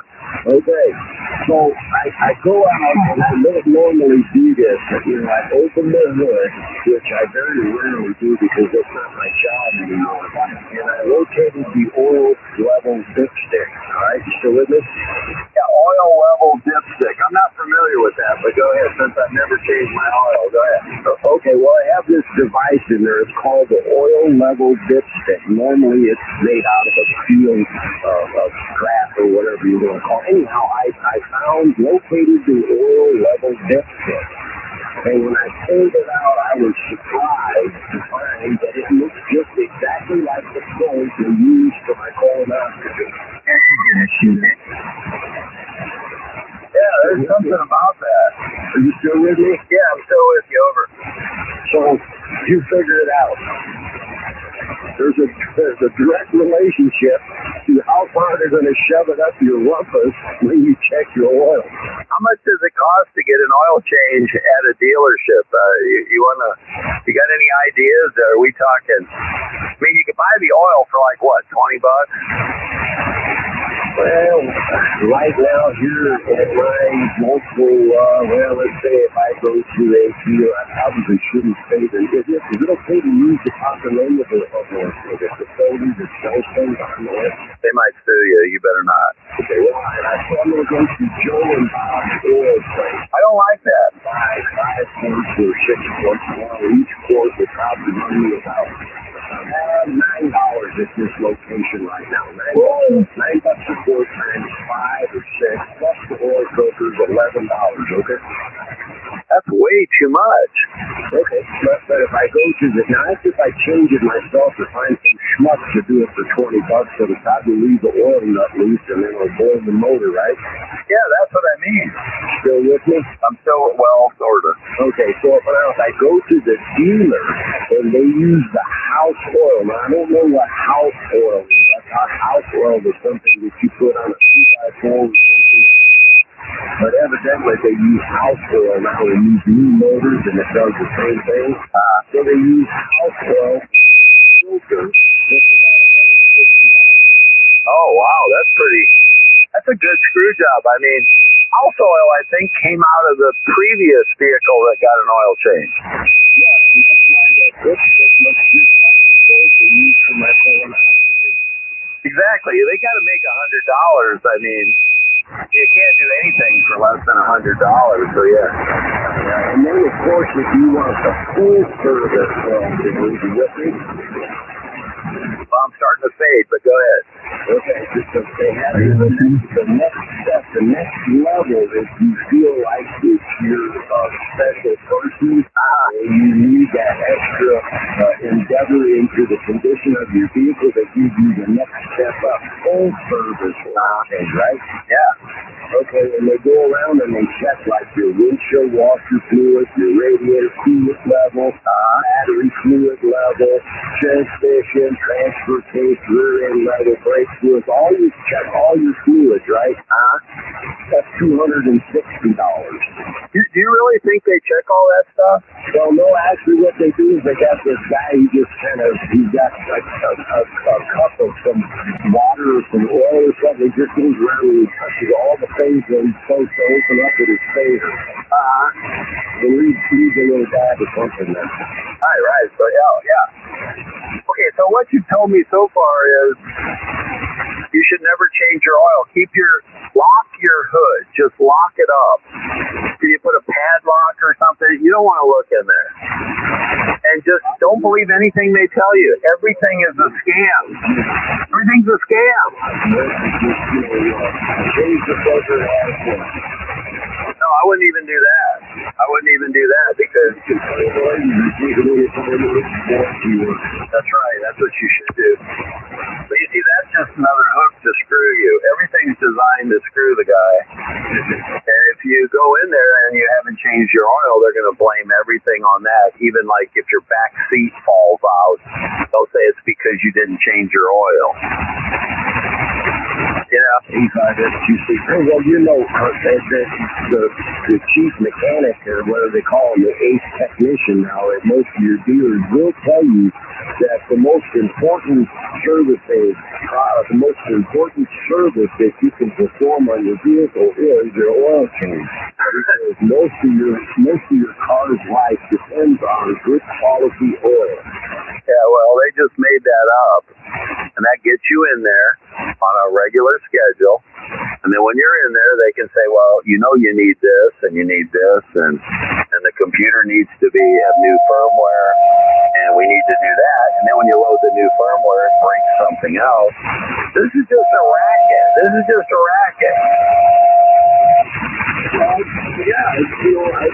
I've reached into very, very, very strong and leaning to the right side of the left side of the right needle and the left side. They're way over there. I'm leaning that way. I'm leaning way hard to that side. The left is the hard side of the right, side. Maybe. Yeah, it's a come on. Get you in there, get you up on the rack, and then they got you. Oh, yeah, well, when you bought the vehicle, I presume you bought this vehicle, you didn't win it in a lottery? Over? Oh, no, I did not win it in the lottery. Okay, if you were buying this vehicle, why didn't, when you negotiated at the last minute, just say, hey, you're going to get, and this price is going to include 5 oil changes. I want 5 oil changes for this price. Why didn't you do that? Why didn't you do that? Over? I did that. Oh, you did that? Yeah, I did that. I just sniffered him because I know this. I was a mechanic group for quite a while, and I know this beneath, Oh. So Okay, so if you're getting free oil changes. Why are you worried about them? Well, I'm not worried about them. It's a better conversation than hate and discontent. Or would you rather go back to cursing and talking about all everybody? It's your choice, man. How long do I have to think about it? It's just right now. Right now? What's your answer? I can't perform under pressure. Oh, okay. So, yeah, I have the first 5 oil changes are free. First 5 oil changes are free. And then after that, you're supposed to pick up the oil changes. But I made a clear that the vehicle that I traded in because I had an extended warranty that was still serviceable. Still good. That warranty to the new vehicle. You know, that sentence that you just stated was like 38 words long. Yeah, well, I wanted to make sure it was clear. Oh, well, you lost me after about 20 words. Oh, okay. Well, that's basically what it's intended to do. Brevity, man. Taking up space. Keeping the baby distance to space. How often are you supposed to change your oil, he said?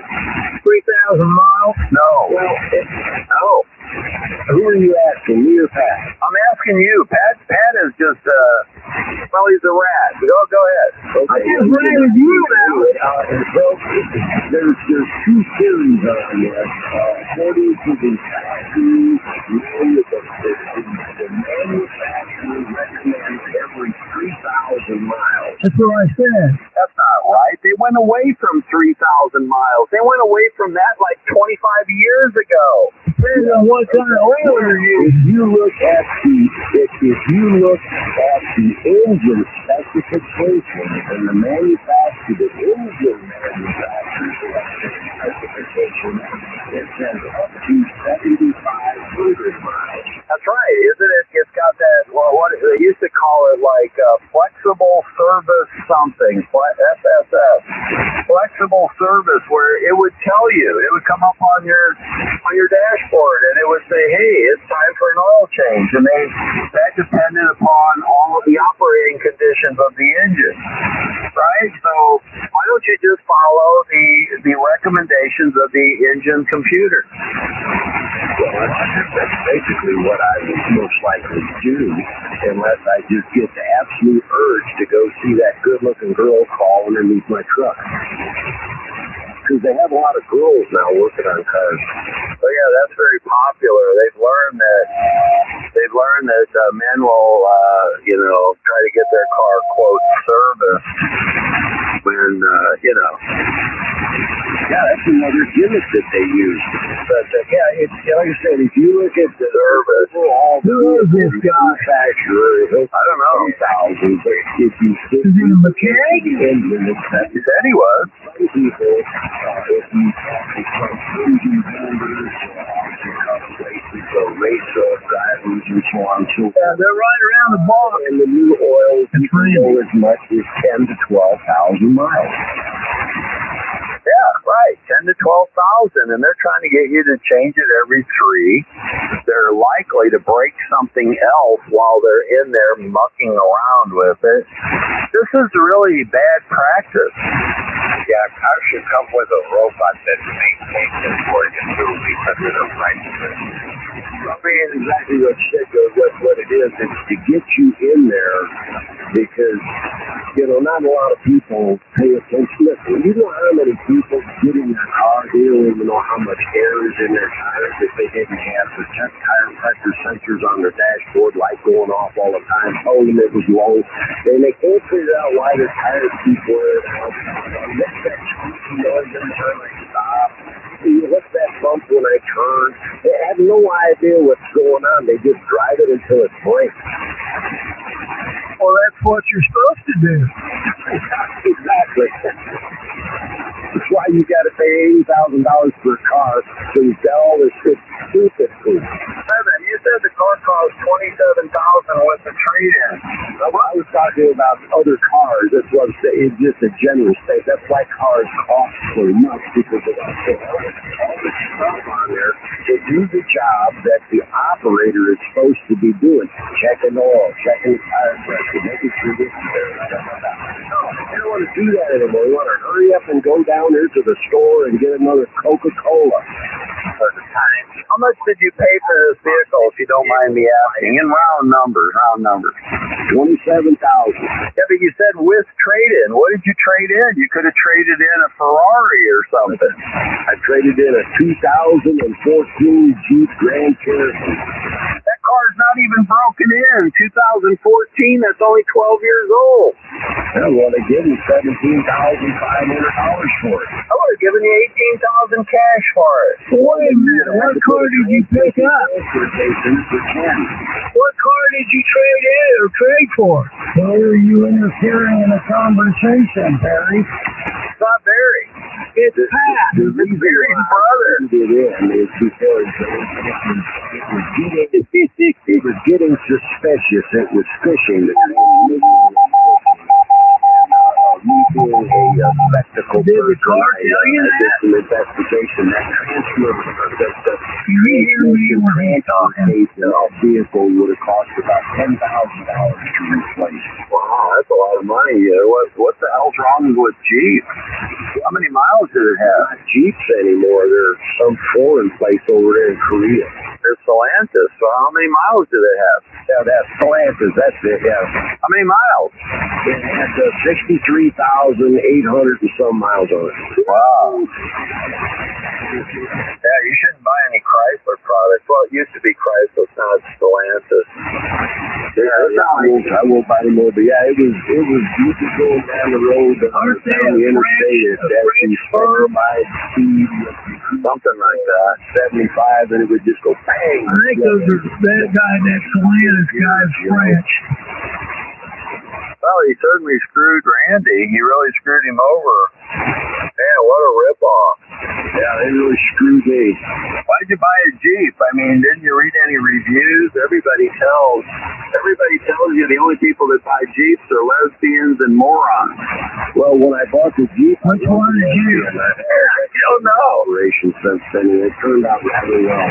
Who's calling you a lesbian and a I had a Jeep also, but it burnt down to the rims in my garage. Lots of things burn down around Pat. Just be careful.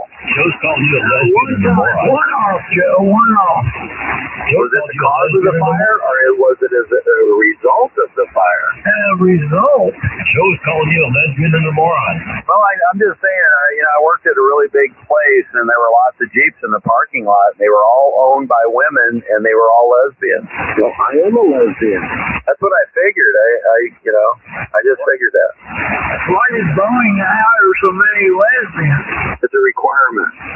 Oh, you had to be a lesbian to get hired? DEI at the time, DEI, we didn't have enough, well, I'm not mentioning the name of the company. You did. DEI said that we had 1% female engineers. 1%. We were way behind. I just saw Jim Jeffries state on television with his Democrat cronies around him that DEI is bad. Interfered. We're talking about oil changes, Patrick. You can get your politics out of here. Well, you pretty well wore that out. I'm bored to death with it. No, it doesn't really it's not about you.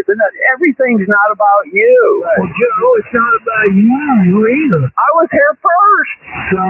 There comes I was here first. I was here before you were here. Yeah, but you left. No? I did not leave, as you can see, because I'm here. Hey, Alex, how you doing? Alex is still contributing to the system, paying lots of taxes and purchasing high-end vehicles. He's a hero. He's a hero out here, an American hero. He's driving 4 Corvettes at the same time. You see. Give me a real quick radio check, please. Yeah, your radio sucks. Okay, let's move on. Yeah, back to the oil change. Yeah, thanks a lot. At least that broke through to you. How about giving me a real quick radio check? I'd really appreciate it. The 15 over in Illinois. You just broke the law. I don't believe in S-meter reading. Number 1 is 15 over in Illinois. Appreciate it. I'm going to go to antenna number 2. No, don't. No. I don't believe in S-meter readings. It's a plot by the government. All right, now I'm on antenna number 2.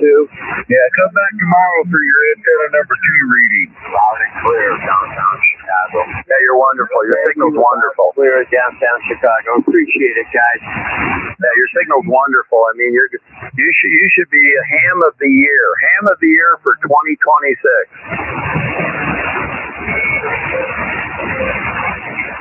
There is no ham of the year. Okay, back to exploding the myth of oil changes. Okay, go ahead, Jay. Don't change your oil. Just drive the thing till it explodes. I'm serious. Don't change your oil. Just check it every 3 or 4 months. Just check it and top it off if you have to, and never change it. And just drive your vehicle like that. It's a winning strategy, I'm telling you. There have been examples over time where people have done exactly this. They have just checked the oil. If it needs a little, add a little. And they just keep adding and adding and adding. And they drive it, and then they trade it in at 100,000 miles, and no one knows the difference. Give me some particulars.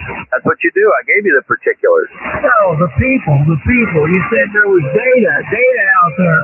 Where can I go to get the data? You could read on Bob is the Oil Guy. It's a website. It may be defunct. But there were people that were saying the whole thing is a myth. It's a myth perpetuated by the industry to encourage you to get your dumb ass back at the dealer, back into the race.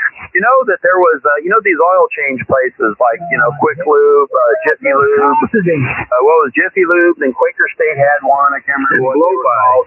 They were sued. They were sued by the Department of Justice by saying that you needed to change your oil every 3,000 miles when at the time, the manufacturers were saying every 5,000 miles. The Department of Justice sued them and said, you're ripping everybody off. And you know who stopped the lawsuit? The lawsuit was stopped by the EPA. The EPA stopped it, and this was their logic. Their logic was that if you punish the oil change places, the oil that gets changed will, since less of those guys will be in business because they can't afford to be in business with less volume, more people will change their oil at home, and that oil will find its way into the water table because a lot of hillbillies pour their used oil into the storm sewer. It's legal. Up here down the kitchen sink. Hell yeah, I want that baby whizzed up. So there you go. So they stopped that lawsuit, and there's a trade group for these oil change centers, and they said that if they were to enforce the law that said you cannot tell people that you have to change your oil before the manufacturer's recommendation, that half of those places would go away. They would simply go away. Just change the filter and pop it up. No, don't even change the filter. Leave the filter in there. It's okay. What's wrong with your used oil? It goes into the storm sewer, and it causes all kinds of problems when it gets in the rivers and streams. So they don't care because it's moving. They need to get it out of the rivers and streams. Well, how deep is the water table where you live, Pat? In the driveway. It's pretty deep. I'm not getting any of my oil into the water table. Are you still pouring your oil on the lawn? Yeah, it's legal. Running the lawnmower, it looks good, and I pop the oil out of it and put it in filter and new oil in it. We're good to go. Your lawnmower has a filter? Yes, both of them do. Well, mine doesn't. Mine doesn't have a filter. Oh, you don't have a John Deere. Grease thirst on it. Lots and lots of grease thirst. My lawnmower looks good in shorts. It's a myth, guys. It's a myth. You don't have to do it. You have to have oil. Don't run it out of oil. You don't have to do what they say that you have to do. It's all a big lie. So you believe everything you build up from the combustion 4 bearings. What about the viscosity in the oil in your vehicle if you don't change it? So what about it? You don't have any viscosity, which means you don't have any lubrication. Are you a lubrication engineer? Yeah. Didn't you know that? Didn't I tell you that? Not a lubrication engineer. Yeah, I am. Yeah, I'm a technical lubrication engineer. Where's your degree? I've got it on the wall. I've got 5 of them on the wall. Know what you've got? You've got a lot of receipts for all the oil that you purchased over the years like a fool. You're a fool.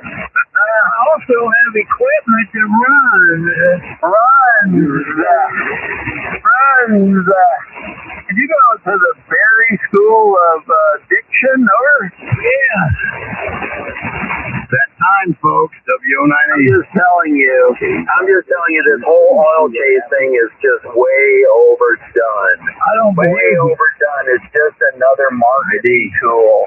It's a feel good. Have you ever heard a person say, "Yeah, oil. why are you talking? I'm not done talking." Yeah, you are. Okay, I'm done. Okay, so you got that BMW. That, what is that, an 86, 87 BMW? With that old, sludgy, dirty, choking, stinking, burning oil in it. Doesn't burn oil, and it's not an 80-something. What's wrong with you? What year is it? Well, I'm not going to tell you. I don't have to tell you. I'm not making a claim. A person that makes the claim has to provide the evidence. That's something that quite often gets lost here. You know, if somebody says they got an email from an FCC, it's on them to provide the evidence that they did. They have to provide the evidence. And then they can say, see, I got it. If you're making the claim, you have to provide the evidence. Your standards are pretty low, aren't they, Pat? Well, Joe, you're the one making the claim about this oil stuff. I'm telling you that you look at oil that's been running an engine for extended periods of time, pop that plug and look at that, and what you've got is sludge. It's not sludge. Yeah. It's not sludge. Yes, it's made to absorb the dirt, and it does get black after a period of time, but it's still generally doing its job, and you're just a fool. You're just a fool that believes everything you're told. They tell you that, and there's no evidence of it. There's absolutely no evidence of what they're saying is true. Oh, no, they just made fresh oil and filters for your scam. No, what I'm saying is they're just lying about it. Why do you believe everything that you hear? There is a way of testing things. People have been testing this for years. For years, there have been people that change their oil once every 25,000 miles. The car goes for 250,000, and then the rest of it falls apart. And you don't believe things just because somebody tells you something. I believe them because people that change your oil on a regular basis have vehicles that last a protracted number of years. Okay, are you ready for my data? Now, let's hear your data. I bought a brand new 1985 Saab 900F. Okay, Saab 900F. It said you should change the oil every 5,000 miles. Okay? It said you're supposed to change the oil every 5,000 miles. Here's what I did. I changed it every 10,000 miles. I changed it every 10,000 miles. I sold the car to a military guy that was driving to the East Coast for $800, and I sold it to him in 1996. The car had 328,000 miles on it. I changed the oil twice the interval they told me to change it. It shows you, and there was no engine problem whatsoever at 328,000 miles. So, what does that tell you?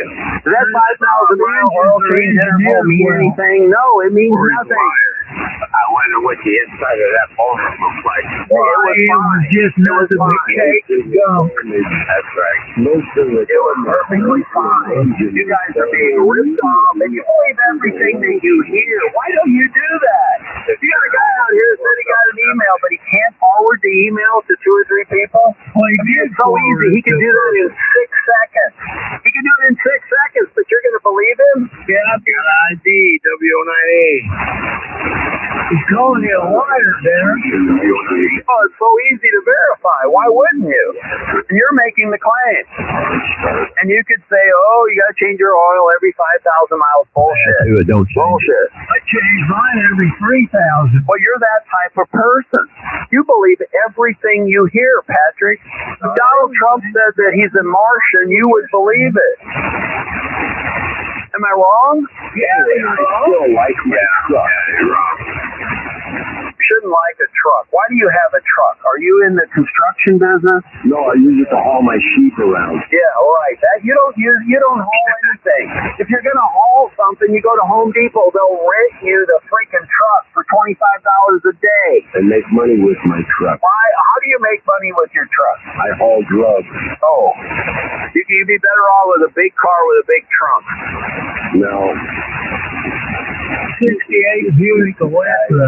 Why do you guys buy trucks? Is it a macho thing? I gotta have a truck. Rah, rah, rah. Gotta have a truck. Rah, rah, rah.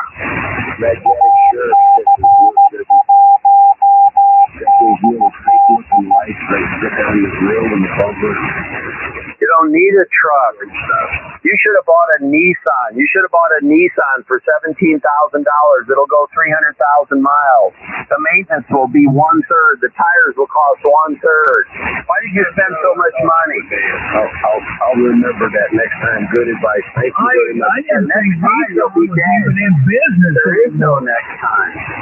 There is no next time. I wouldn't take appreciate the advice. I'll take that under consideration, and I will probably Joe, make I that thought choice. Nissan was Thank you very much. K5SQ. You bought a truck because you got some sort of psychological problem, and you think you got to, people buy trucks because it's manly. I live in a basement. I don't want to look like a girl. There is dirt on the floor. I mean, you're driving a truck. That's right. I would never buy a pickup truck. I look at people that drive pickup trucks like complete idiots. Because it's all psychological. It's all psychological. Most of these guys, they buy a 4-wheel drive. They never get off-road. The most off-road they get is driving on their driveway. They drive on their driveway. They said, I need a 4-wheel drive because someday, some way, I might go off-road. Yeah, I'm going to A buddy of mine had 4-wheel drive crew cab. We took that out to Canada Cruise Center. Yeah, that's really wonderful. How many people do that, Patrick? 1 out of 100? If you need 4-wheel drive. Well, what I'm saying is this is all marketing and psychological manipulation. When they had the minivan, the minivan was very popular in the early 80s. Negate the need for a truck. Why are you talking when I'm talking? I thought you quit. Don't get so hostile. You guys are being manipulated by the automobile companies and you're not pushing back. Well, he's whipping to you. I'm not manipulated by them. Well, nobody gives a damn. But I'll tell you this right now, Mother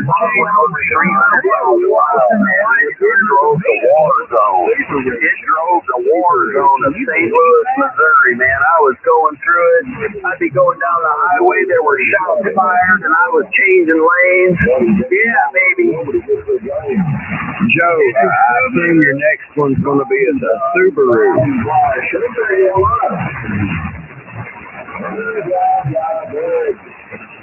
All you guys that drive pickup trucks are just psychologically manipulated. They have designed a program that says you are not a man. You are not a man in America unless you have a pickup truck, and you fell for it. You fell for it. Over. Mr. Job, tell them where you stand on it. Look at the people that drive pickup trucks. You can see it. Just look at them. Where's the data? Well, you got Ernie. He drives the pickup truck. You got this guy. He drives the pickup truck. Look at him. Yeah, but I don't. It Well, maybe you should be thinking about my theory. This is a known thing. This is a known thing. They've actually talked about it. The marketeers have talked about this issue. How do you get people to buy vehicles that are more expensive than they need? It's psychological manipulation. Well, that doesn't mean everybody falls for it. Well, they don't. I didn't fall for it. Apparently, you didn't fall for it, but most of these other people do. Well, just because they burn you got to define needs. Psychologically assaulting. Not necessarily, but it means it's everything's the market. You know, how do you move the market? You know, one of the most utilitarian vehicles that we've ever had was the minivan. But in 1990, if you were a male and you were driving a minivan to work, what did people think of you? Think about that a little bit. It didn't make any difference. I had a minivan. I loved them. Yeah, right. You had one, but most people who saw a male in 1990 driving a minivan, and they said, that guy's a cock. He's a cock. I know, at least you're prepared for Well, you just didn't hear what they were talking about. They were talking about you behind your back, and they were saying you were a cuck because you drove a minivan in 1990. I had a nice minivan now. I rest my case. We got two examples right here. Over. Oh, I mean, they're a great vehicle. But the industry said we can't make money. We got to move this. We got to change it. But why do you think when you see those ads, right? When you see those ads for pickup trucks, where are they at? Where are they located? It's always the same thing. It's rah, testosterone. It's the black community.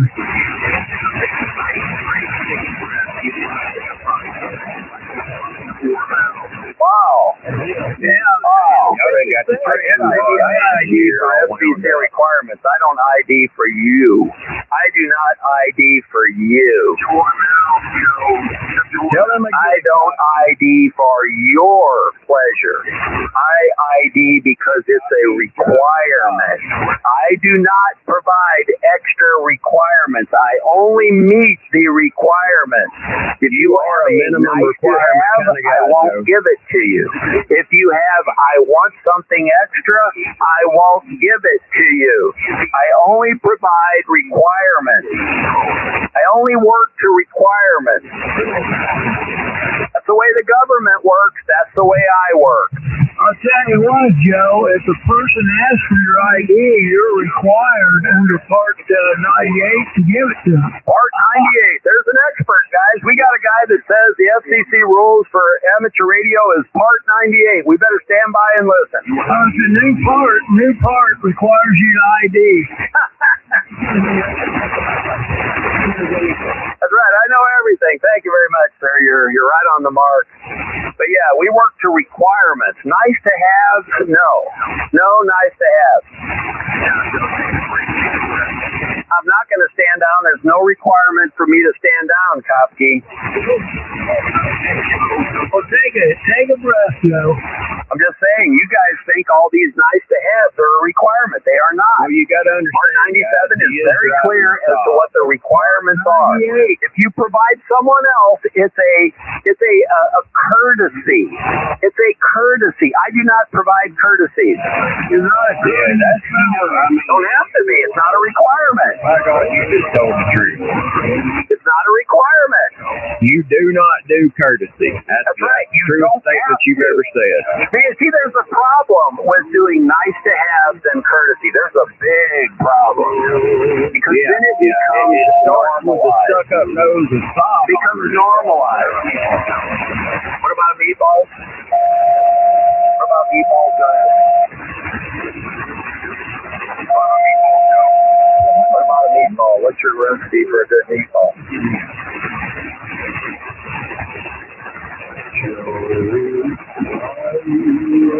You guys just believe believe everything. You guys are manipulated by the system. You believe everything you hear from politicians who are the biggest liars on the face of the earth, car dealerships, which has got to be like number 2, insurance salesmen, liars, media. You believe everything. And you know what? The only requirement is you got to keep paying your taxes. Keep going to work. Keep going to work and paying your taxes. That is a requirement. You got to pay your taxes. People can come out here and make the most outlandish claims and provide no evidence. Well, nothing of intelligence heard.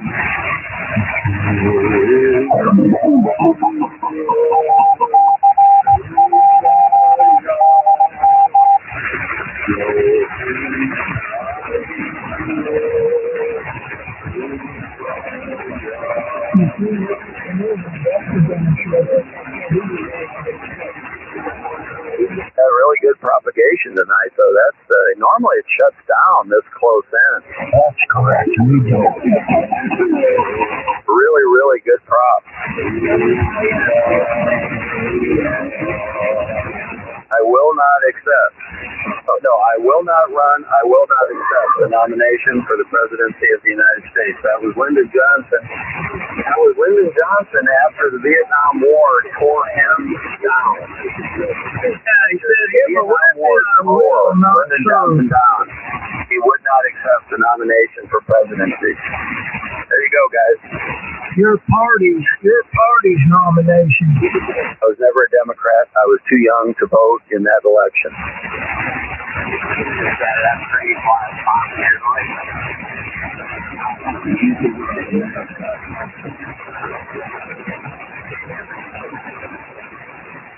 Is that guy a cartoon character or is he real?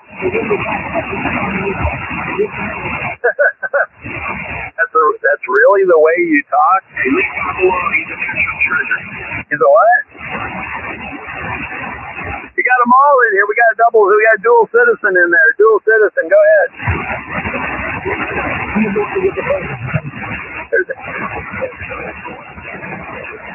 How you doing? Are you a double citizen? I mean a dual citizen, or are you going to be forced to pick one? There's a movement. There's a movement afoot for everybody that holds a dual citizenship in America to be asked.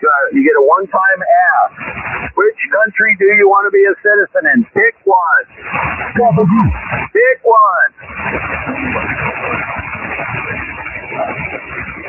Well, just stay longer. Stay longer. You'll hear more. Yeah, go to hell. Go to hell.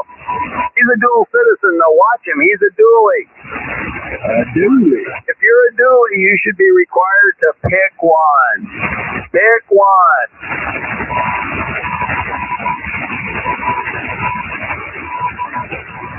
Notice that Donald Trump hasn't used the phrase mass deportation lately. You notice he hasn't used that? Well, I mean, he's given up. One of his main promises for his second term was he was going to mass deport all the people, and he's given up. He quit. He quit on that one. No, he's working on it. He's not working on it. We haven't heard anything. Well, because we haven't heard anything, that does not mean they're not doing anything. No, Patrick, you can go to Congress, ask them for their reports monthly. They have to provide their reports on how many people they have deported. The numbers are miserable. How many have been deported to date? I don't know. I haven't looked up the numbers, and nor do I care, but I'm saying Donald Trump's number one campaign promise he's quit on. He's quit. 13 months in, he quit. I don't believe you. Oh, you can look it up. Where? Well, go to the congressional group that controls the ICE. The congressional records? The Congress controls the spending of all those departments. When you ask for money, they say, what are you doing with the freaking money? And they have to provide data. It's like the FCC. FCC has to go in front of Congress and ask for money. Well, Laura can whip out the conversation she had with Darren today and said, this is what we're spending the money on. You're a fool. You're an absolute fool if you believe that. I don't think so. I'm telling you, Patrick, they gave, and build the wall. How many miles of the wall did he build? Not hardly any. He didn't build the wall. He didn't do mass deportation. He said no new wars, and he started a new war. There's no end in sight.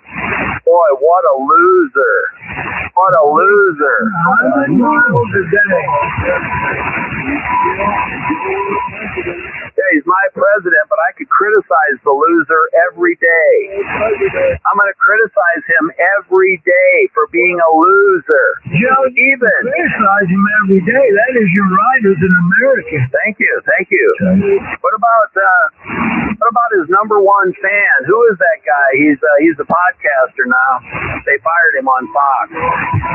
What's that guy's name? He said today, Donald Trump, you are a loser. He was the biggest backer during his first administration. Tucker Carlson today called Donald Trump a loser. Oh, I disagree with Tucker. He's been compromised. Oh yeah, he's been compromised. Oh well, maybe he got duped and he finally woke up. What's the difference? Tucker Carlson, the biggest backer of Donald J.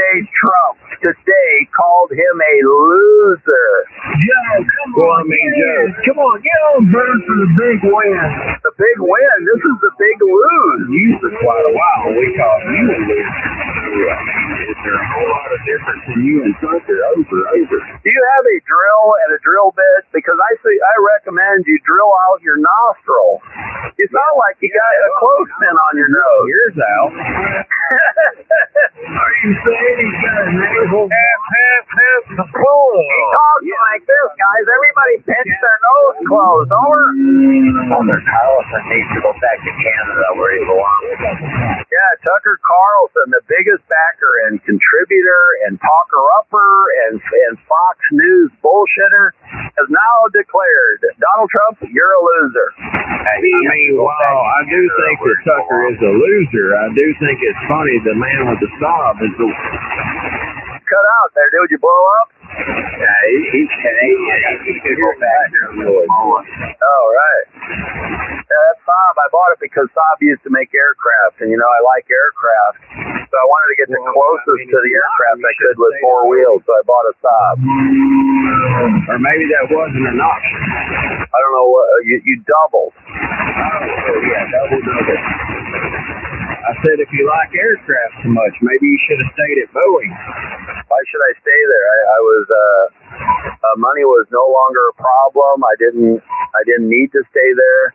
It was crimping my spare time. Over. Roger on. Tucker didn't call him a loser. He said he did regret supporting him on his podcast and that he was tormented by his past role in Trump's rise and apologized for misleading people. There you go. He's been compromised, Joe. That's right. It means that Tucker is the man enough to say, man, I really screwed up 10 years ago when I started pushing this loser to the American public, and now he regrets it. He regrets it. When are you guys going to regret it? When are you guys going to regret it?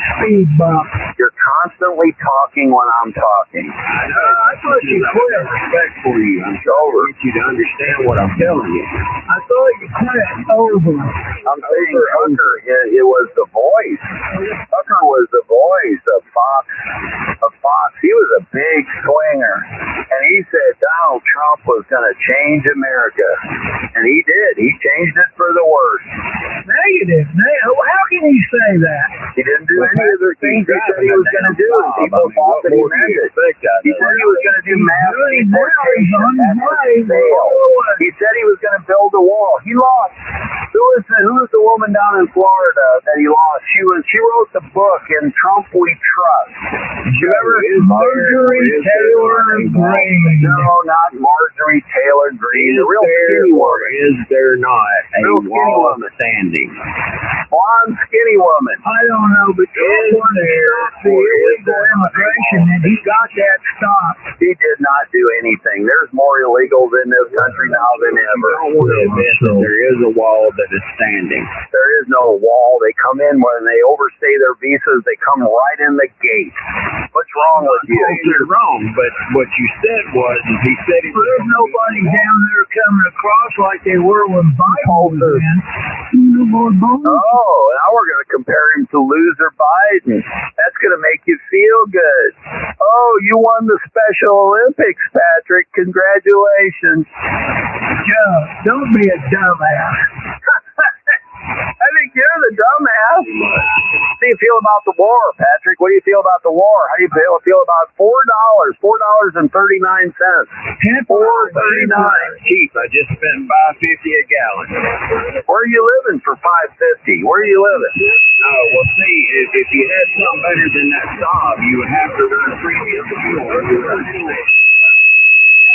I do run premium in my Mercedes and my BMW. They both require premium. Then you have to get out of the house then. You have to get out of the house to be able to buy more fuel. That's true. I don't burn any gas. I really don't.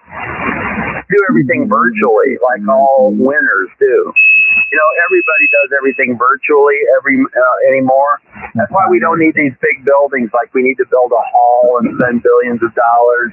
The Federal Reserve needs to spend billions of dollars when over half their people are working from home. This is a government ripoff, and you guys let it happen. You let it happen because you're worried about all the wrong stuff. You're worried about changing your oil every 3,000 miles. Oh, man, you'd really have a shit fit if you knew how often I changed mine. Why don't you just constantly change it? Why don't you just have a big pump in the back of the pickup truck there and constantly pump new oil into the engine? You got, Joe, have you got a Hilberling radio? Yeah. Tell us about it. He can't spell Halbert. He doesn't know how to pronounce it, Pat. He's a hillbilly. That's right. It's a redneck. You never do get that right. But yeah, hillbilly, redneck. People from Illinois to, be on the up and up with the lingo. Yeah, right. The Argo of the underworld. I'm just saying, Patrick, don't you feel stupid? No, but you were stupid.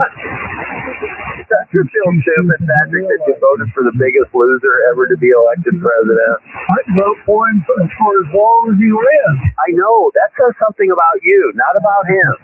Well, I'm a Trump supporter. Wow, you're an athletic supporter. He didn't look too good today. Did you see that photo of him? He had these big bags under his eyes. I wish he'd get more sleep.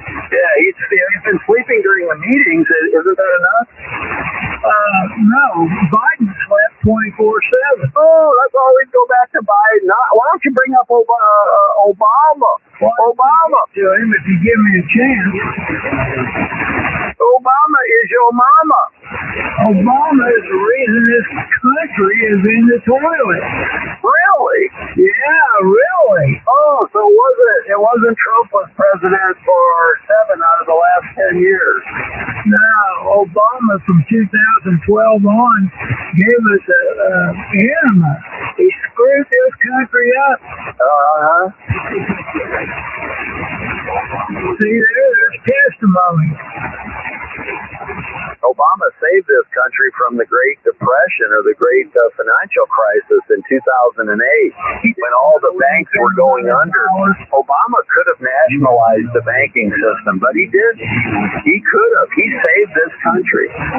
You'll never talk about that, but that was some tough decisions because Lehman Brothers went under and there were 4 other companies that were teetering.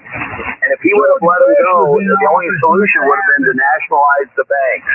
And he could have done that, but he didn't. You idiot. I'm an idiot? You're an idiot. Yeah. Who caused that? Oh, wait a minute. George W. Bush. George W. Bush. Another loser. What's up? George W. Bush, jumpsuit George. Yeah. Landed on that aircraft carrier with his package. Yeah. The war is over. 10 years later, they were still losing people. What a loser. Obama could have stopped that. Wait a minute. You guys just need to change your oil continuously. You don't want it to go 1 mile with the same oil. Can you pump like this? No, Oh, no, I throw the anchor out, man. When I hit 3,000 miles on an oil change, I drop the anchor right in the middle of the interstate and drop that oil and drop that filter and replace them.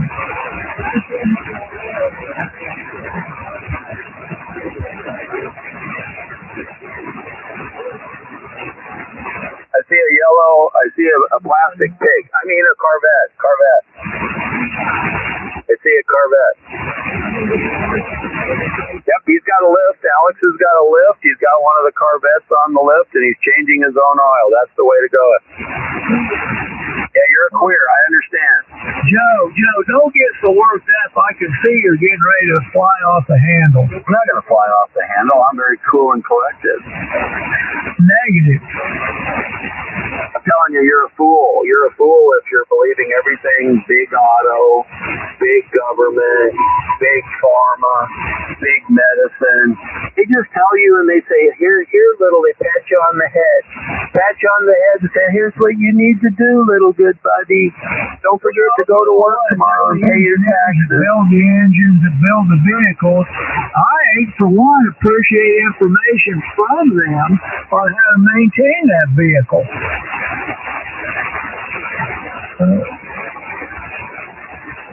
I appreciate that information. Doesn't Boeing set out a user's manual with their aircraft? Patrick, you're so out of it. You got a user's manual? What would it be, like 8,000 pages? Where would they put that? Behind the pilot's seat. It's all digital, you goofball. It's all digital. That's not, the pilot isn't digital. He sits there at the yoke in the left seat, flies the aircraft. He's got to digest the information. Now, that's what he's doing when he's flying the plane, Patrick. He's reading the manual. Well, if something goes wrong, they got to get out the checklist and read it. Yeah, that's a checklist. That's not the manual. It's part of the manual. No, it is not. You got to give him a break, Joe. Yeah, Joe, it is. QDR, look it up. I am not a commie. You could have been a commie, but I decided not to. I can see that Joe's a commie. Yeah, that's what you want the pilot thumbing through 8,000 pages to figure out what's wrong with the airplane. That's exactly what you want. I figured that when two engines goes out, I don't want them looking through the checklist either. Wait a minute. Give me an example where two engines go out other than when the pilot switched both fuel switches to off. When did that happen? It happened over the Midwest here a while back. All the engines went out and the airplane turned into a big glider, which he did a hell of a job at maneuvering. Oh, well, wait a minute. There was an engine running. Yeah, the hydraulics went out. Never mind. Jet engines are extremely reliable. Well, for the most part, they are. Of course, every now and then they'll ingest a goose or something like that, and they'll go out.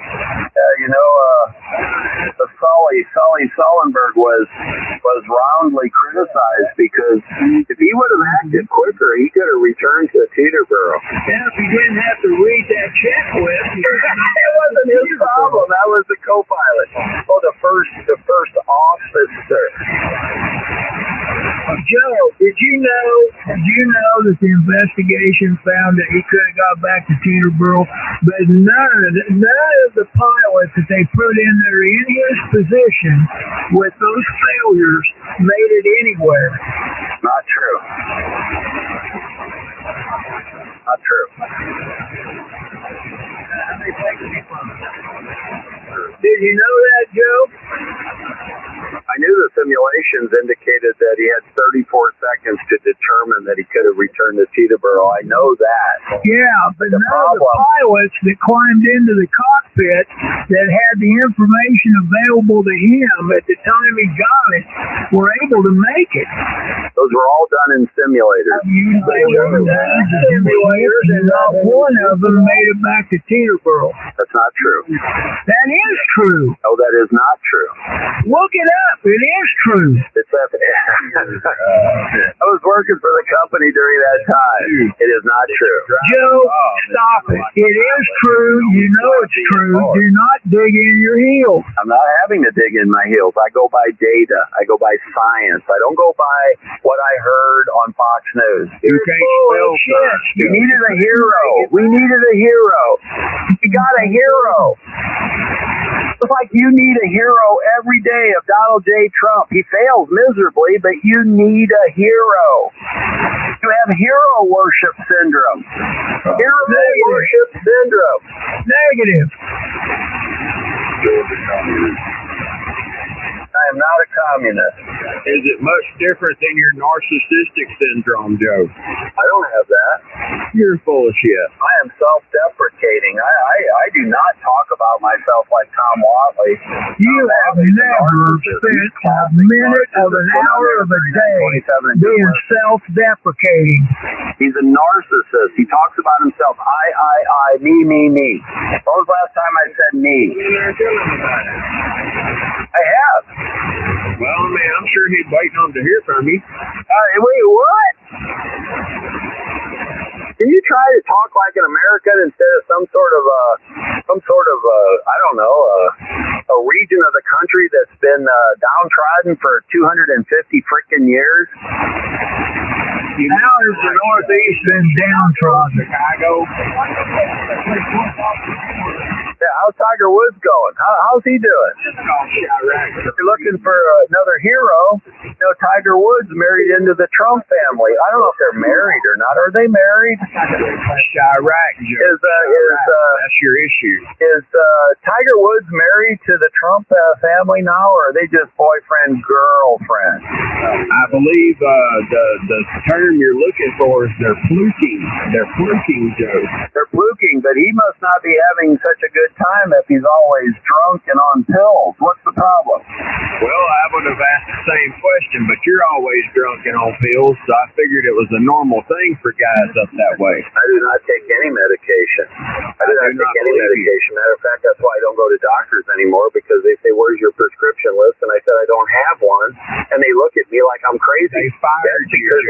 They want everybody over 50 years of age to be on pills constantly. They want you in the frickin' system. The Maury bacteria, you know, the lockdown. Not a lie. Yeah, Tiger Woods, he married into the Trump family. How's that going? If he was having a good, happy family type of thing, why is he drunk? Why is he drunk all the time?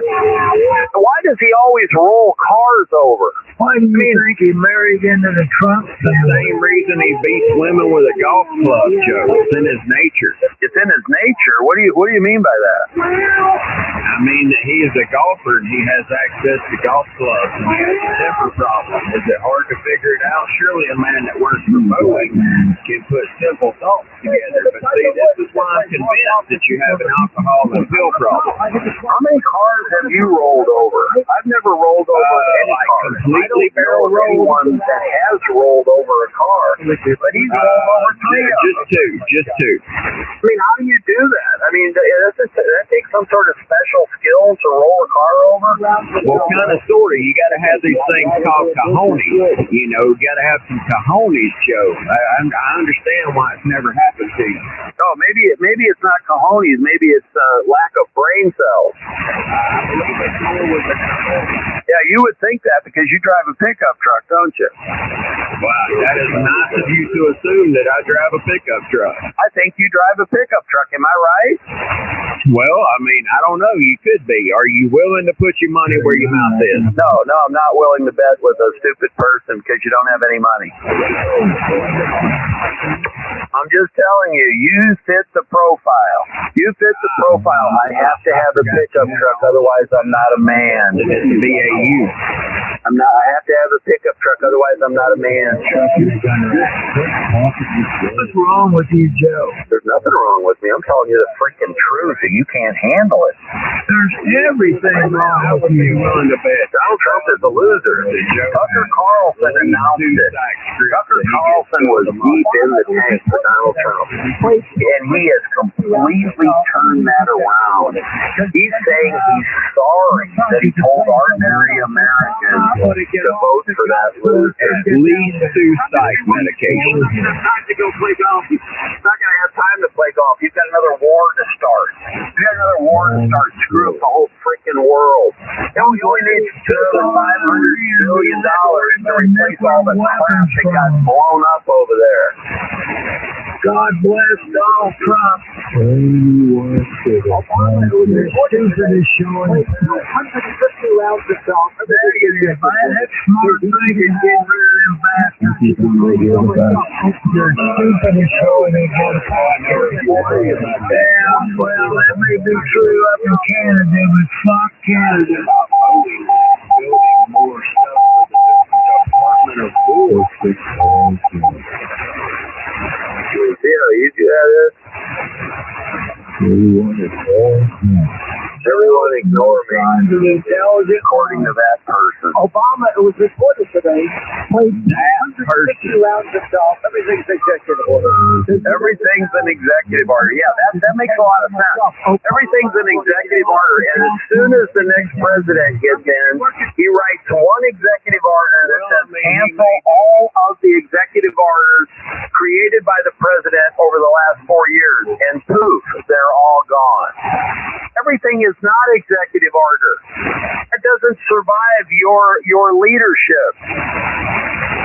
Well, that works if you can't get legislation for it. It just shows you how broken he is. Obama ought to get off the golf course and get elevator. Yeah. I'm not going to have time to go play golf. Yeah, everything's executive order, and then at the first day of the new president, all of your executive orders are canceled, and your whole mark on the world goes to zero. Because the only thing that survives is legislative action. And Donald Trump hasn't done squat. Y'all ever shut up? No. No, he's pretty good at keeping it going. Well, you got to keep it going. This is audio. I mean, if I shut up, you're not even going to know I'm here.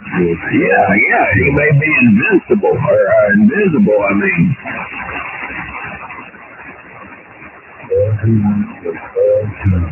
Everyone ignore the person telling them to ignore me. That's the way to deal with it, Joe. That's the way to deal with it. What kind of truck do you have? Obama, it was reported today, Cadillac, Joe. Cadillac, yeah. He played so much golf. I told you, see, you was assuming I had a pickup truck. You were wrong, Joe. He's going to be working for us. Maybe he needs to start taking more vacation. Maybe Donald Trump should just start going on vacation a lot more and stop doing anything. Stop trying to help us, Donald. Stop trying to help us. You're screwing it all up. Where's my no tax on Social Security? Where is my no tax on Social Security? Oh, you don't qualify. You made too much money. You don't qualify.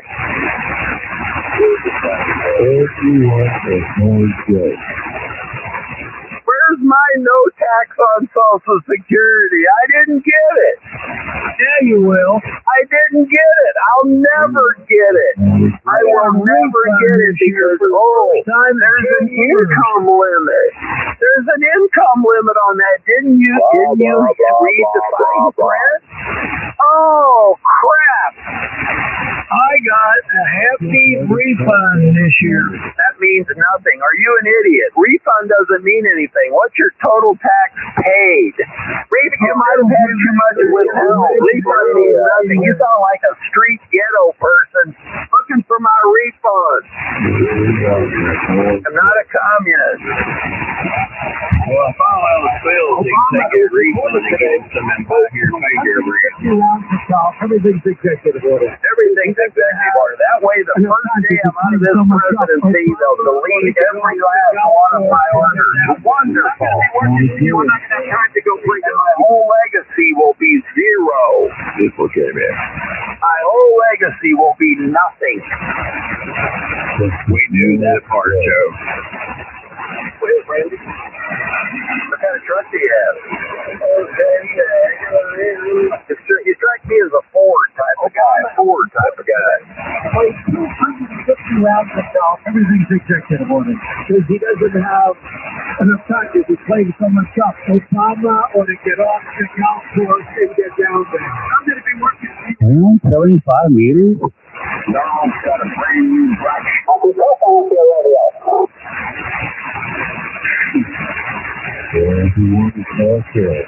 Everyone ignore the guy saying to ignore Joe. Can you spell Cadillac, Joe? Yes.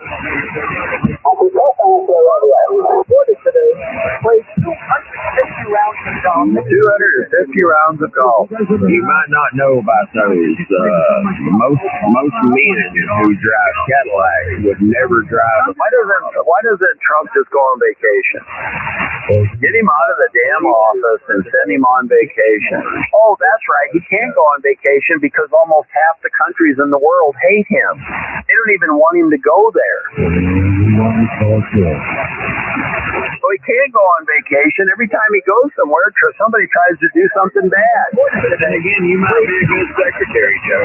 So everything's executive order. Because he doesn't have enough time to be playing so much golf. Obama ought to get off the golf course and All right, he could have had a good Republican. He could have had a good Republican instead of Donald Trump, a New York Democrat. Gotta pray for Joe. He could have had a good, ordinary Republican instead of a New York Democrat, Donald Trump. He could have had a real Republican. He could have had a real Republican, not a liar that said he was a Republican. He came out of New York City. Come out of New York City, spent most of his life as a Democrat. He could have had a real Republican.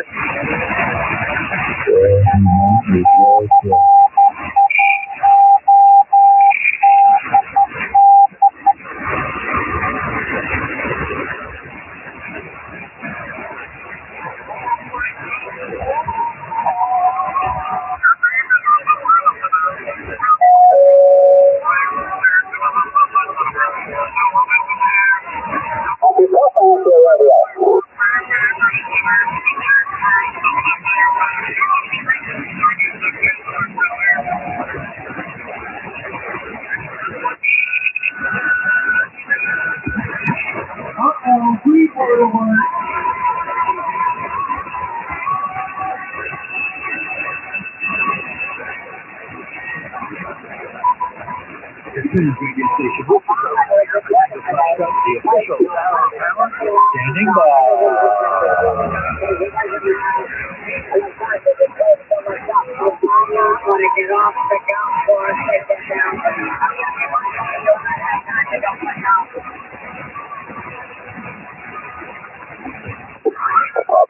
This is radio station Woodtree Bravo 3 Alpha Tango Plus Truck, the official Tower of Power. Standing by.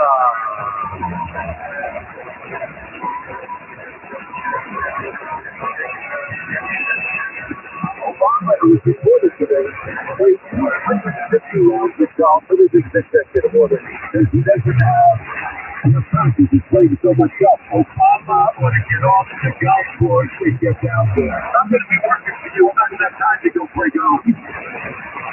He spent over $100 million already flying back and forth to Mar-a-Lago to play golf.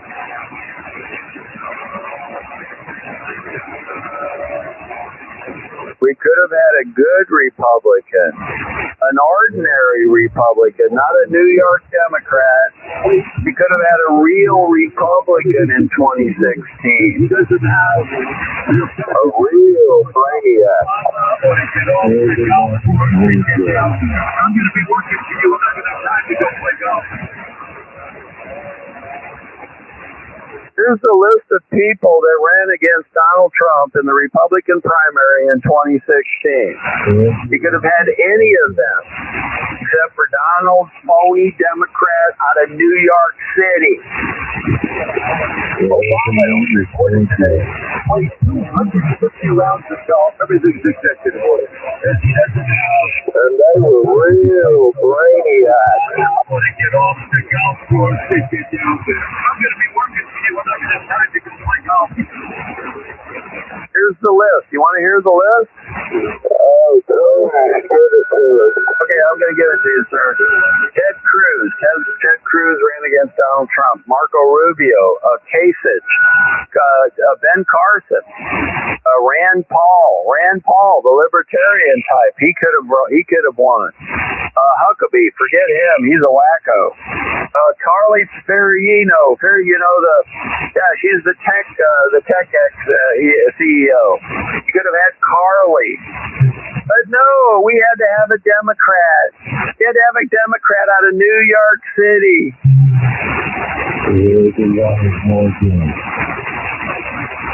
Oh, brother. I agree. There's a lot of them on that list that were complete losers. Ted Cruz, complete loser. Marco Rubio, a proven loser. Ben Carson, proven loser. Huckabee, wacko, complete wacko. He should move to Israel. Yeah, we could have had a few good ones. Rand Paul would have been the best presidential choice. Rand Paul, he's libertarian. His father, is big libertarian. We would have been much better off.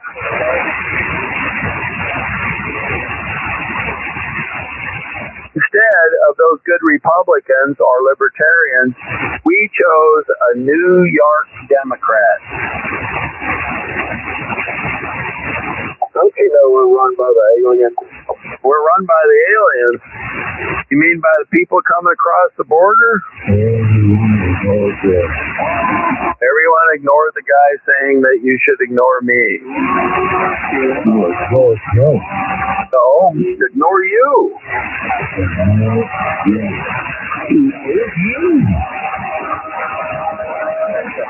Yeah, Carly Fiorina would have been a good president. Real tech leader, a tech leader, and a true Republican. Instead, we've got a free spending, debt spending New York Democrat who stole his way into the Republican Party. We've got a free spending, debt spending New York Democrat. Thank you very much. I always need audio checks. Thank you.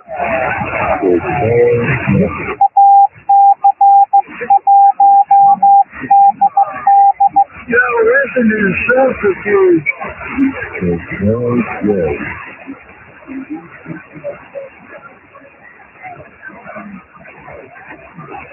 Yeah, Rand Paul would have made a good president. Fiorina would have made a good president. What? Trump, of course, was a complete loser. Ted Cruz, complete loser. Marco Rubio, complete loser. Huckabee, a super loser. Sarah Huckabee was Donald Trump's press agent there. What a loser. Super loser.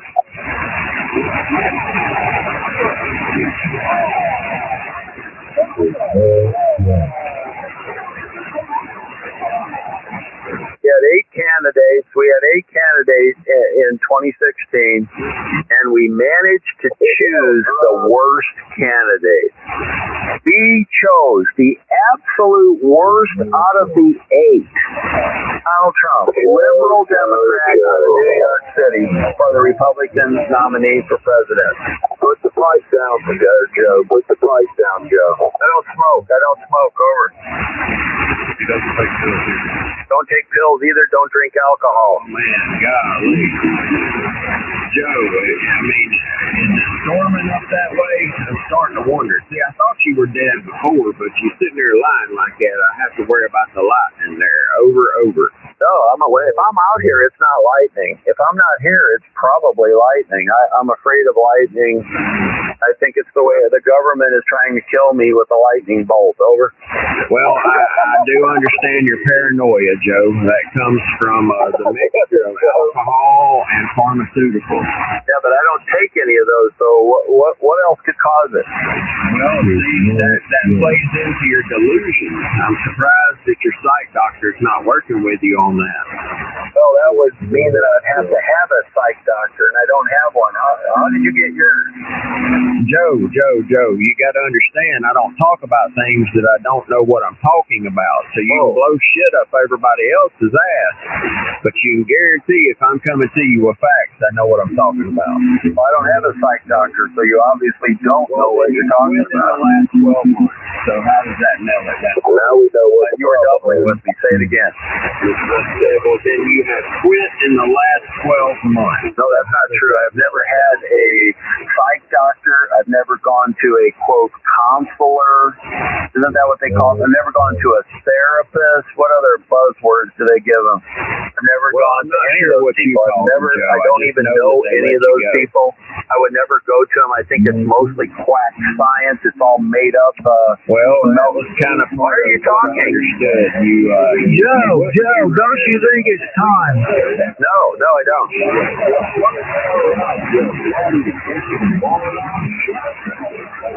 Why don't you come up here and make me shut up? Help every now and then. I'm waiting. A little more than a little. I'll try to get the guys with the butterfly nest to come back by and give you a visit. See, you think that's funny. But that's really harmful because there are people out here. That definitely need psychological help. And now they're going to be less likely to seek it out because of your commentary. You should not be doing that. There are some people out here, they're only alive because of the pills that they take. And I'm talking about heavy psych meds. Okay, I'm talking about heavy psych meds. You should not be making fun of them.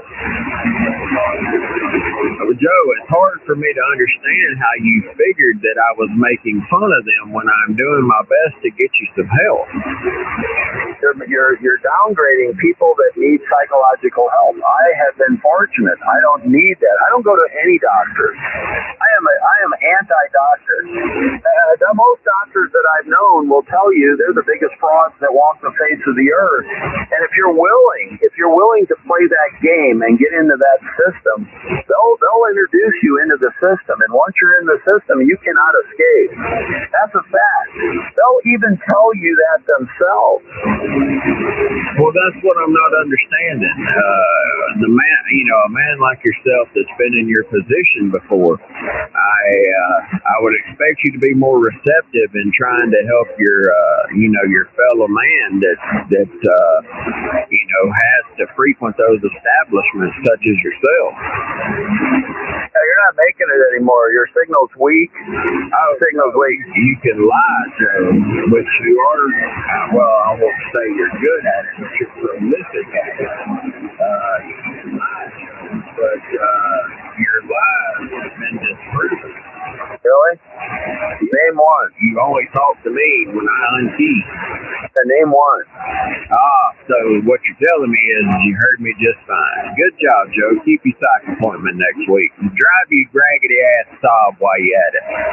I told you I sold my Saab in the 1990s. Got a lot of use out of that thing. Mercedes or BMW. I didn't change the oil. I changed the oil every 10,000 miles. They were saying 5. I'm sure I could have changed it every 15,000 miles and it would have been fine. It's all a big scam. It's just a big scam. scam, guys. You don't want to face the fact when you get scammed, you don't want to admit that you got scammed. I understand that. Your means is only driving a Mercedes and a Benz for one thing, and a Beamer. You're trying to project yourself onto others, Joe. No, that's not true at all. That's why you need to go back to seeing your shrink. That's not true at all. I buy those vehicles because they're very quality engineering.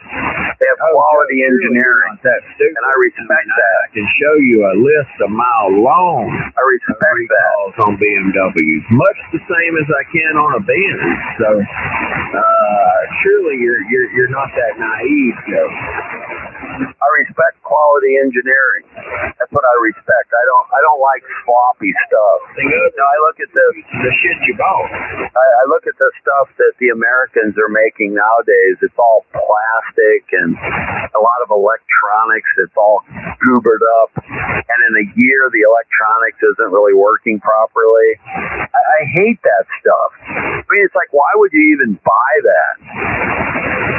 Well, I mean, whether you buy it or not, I guess that's neither here nor there, but, I mean, you're acting like you got some kind of hot rod X-Drive BMW, Joe, and we both know you got a little Secretary 325i from like... Let me tell you something, the 325 and the 328, 325 and 328s were great vehicles. You can't kill those six cylinders. You can't kill those engines. The man who those were great vehicles. BMW owner, but only had Chevrolet money.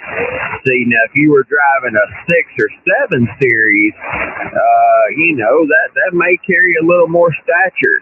But it's very sad, Joe, that you had to buy a raggedy ass old BMW, and one of them raggedy ass old sound like you're slamming a 1010 Mercedes, and just because you're trying to project. Yeah, right. Right, but those 328s, you couldn't kill those engines. There's some still running today, 800,000 miles, no problem whatsoever. And you compare that to the Japanese stuff or the Korean stuff, forget that. Like a normal you compare that to the American stuff. How you looking at it? That's just inferior. It's like 500 or 800. It's just an inferior product. It's totally inferior. A million. Again, you're talking at the same time. I'm going to quit because as soon as I key down, you start talking. When I talk, they don't hear you.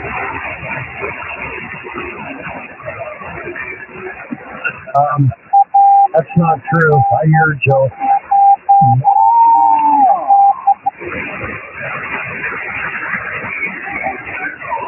You hear Joe where? I hear Joe when you're talking and he's talking. I still hear Joe.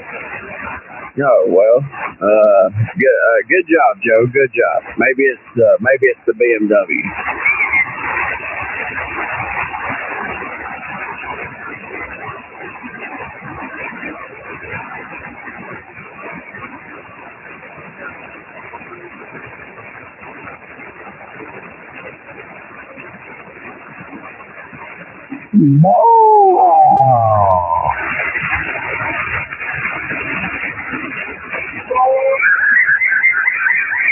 What happened, Joe? You got to let that raggedy ass thing cool down some?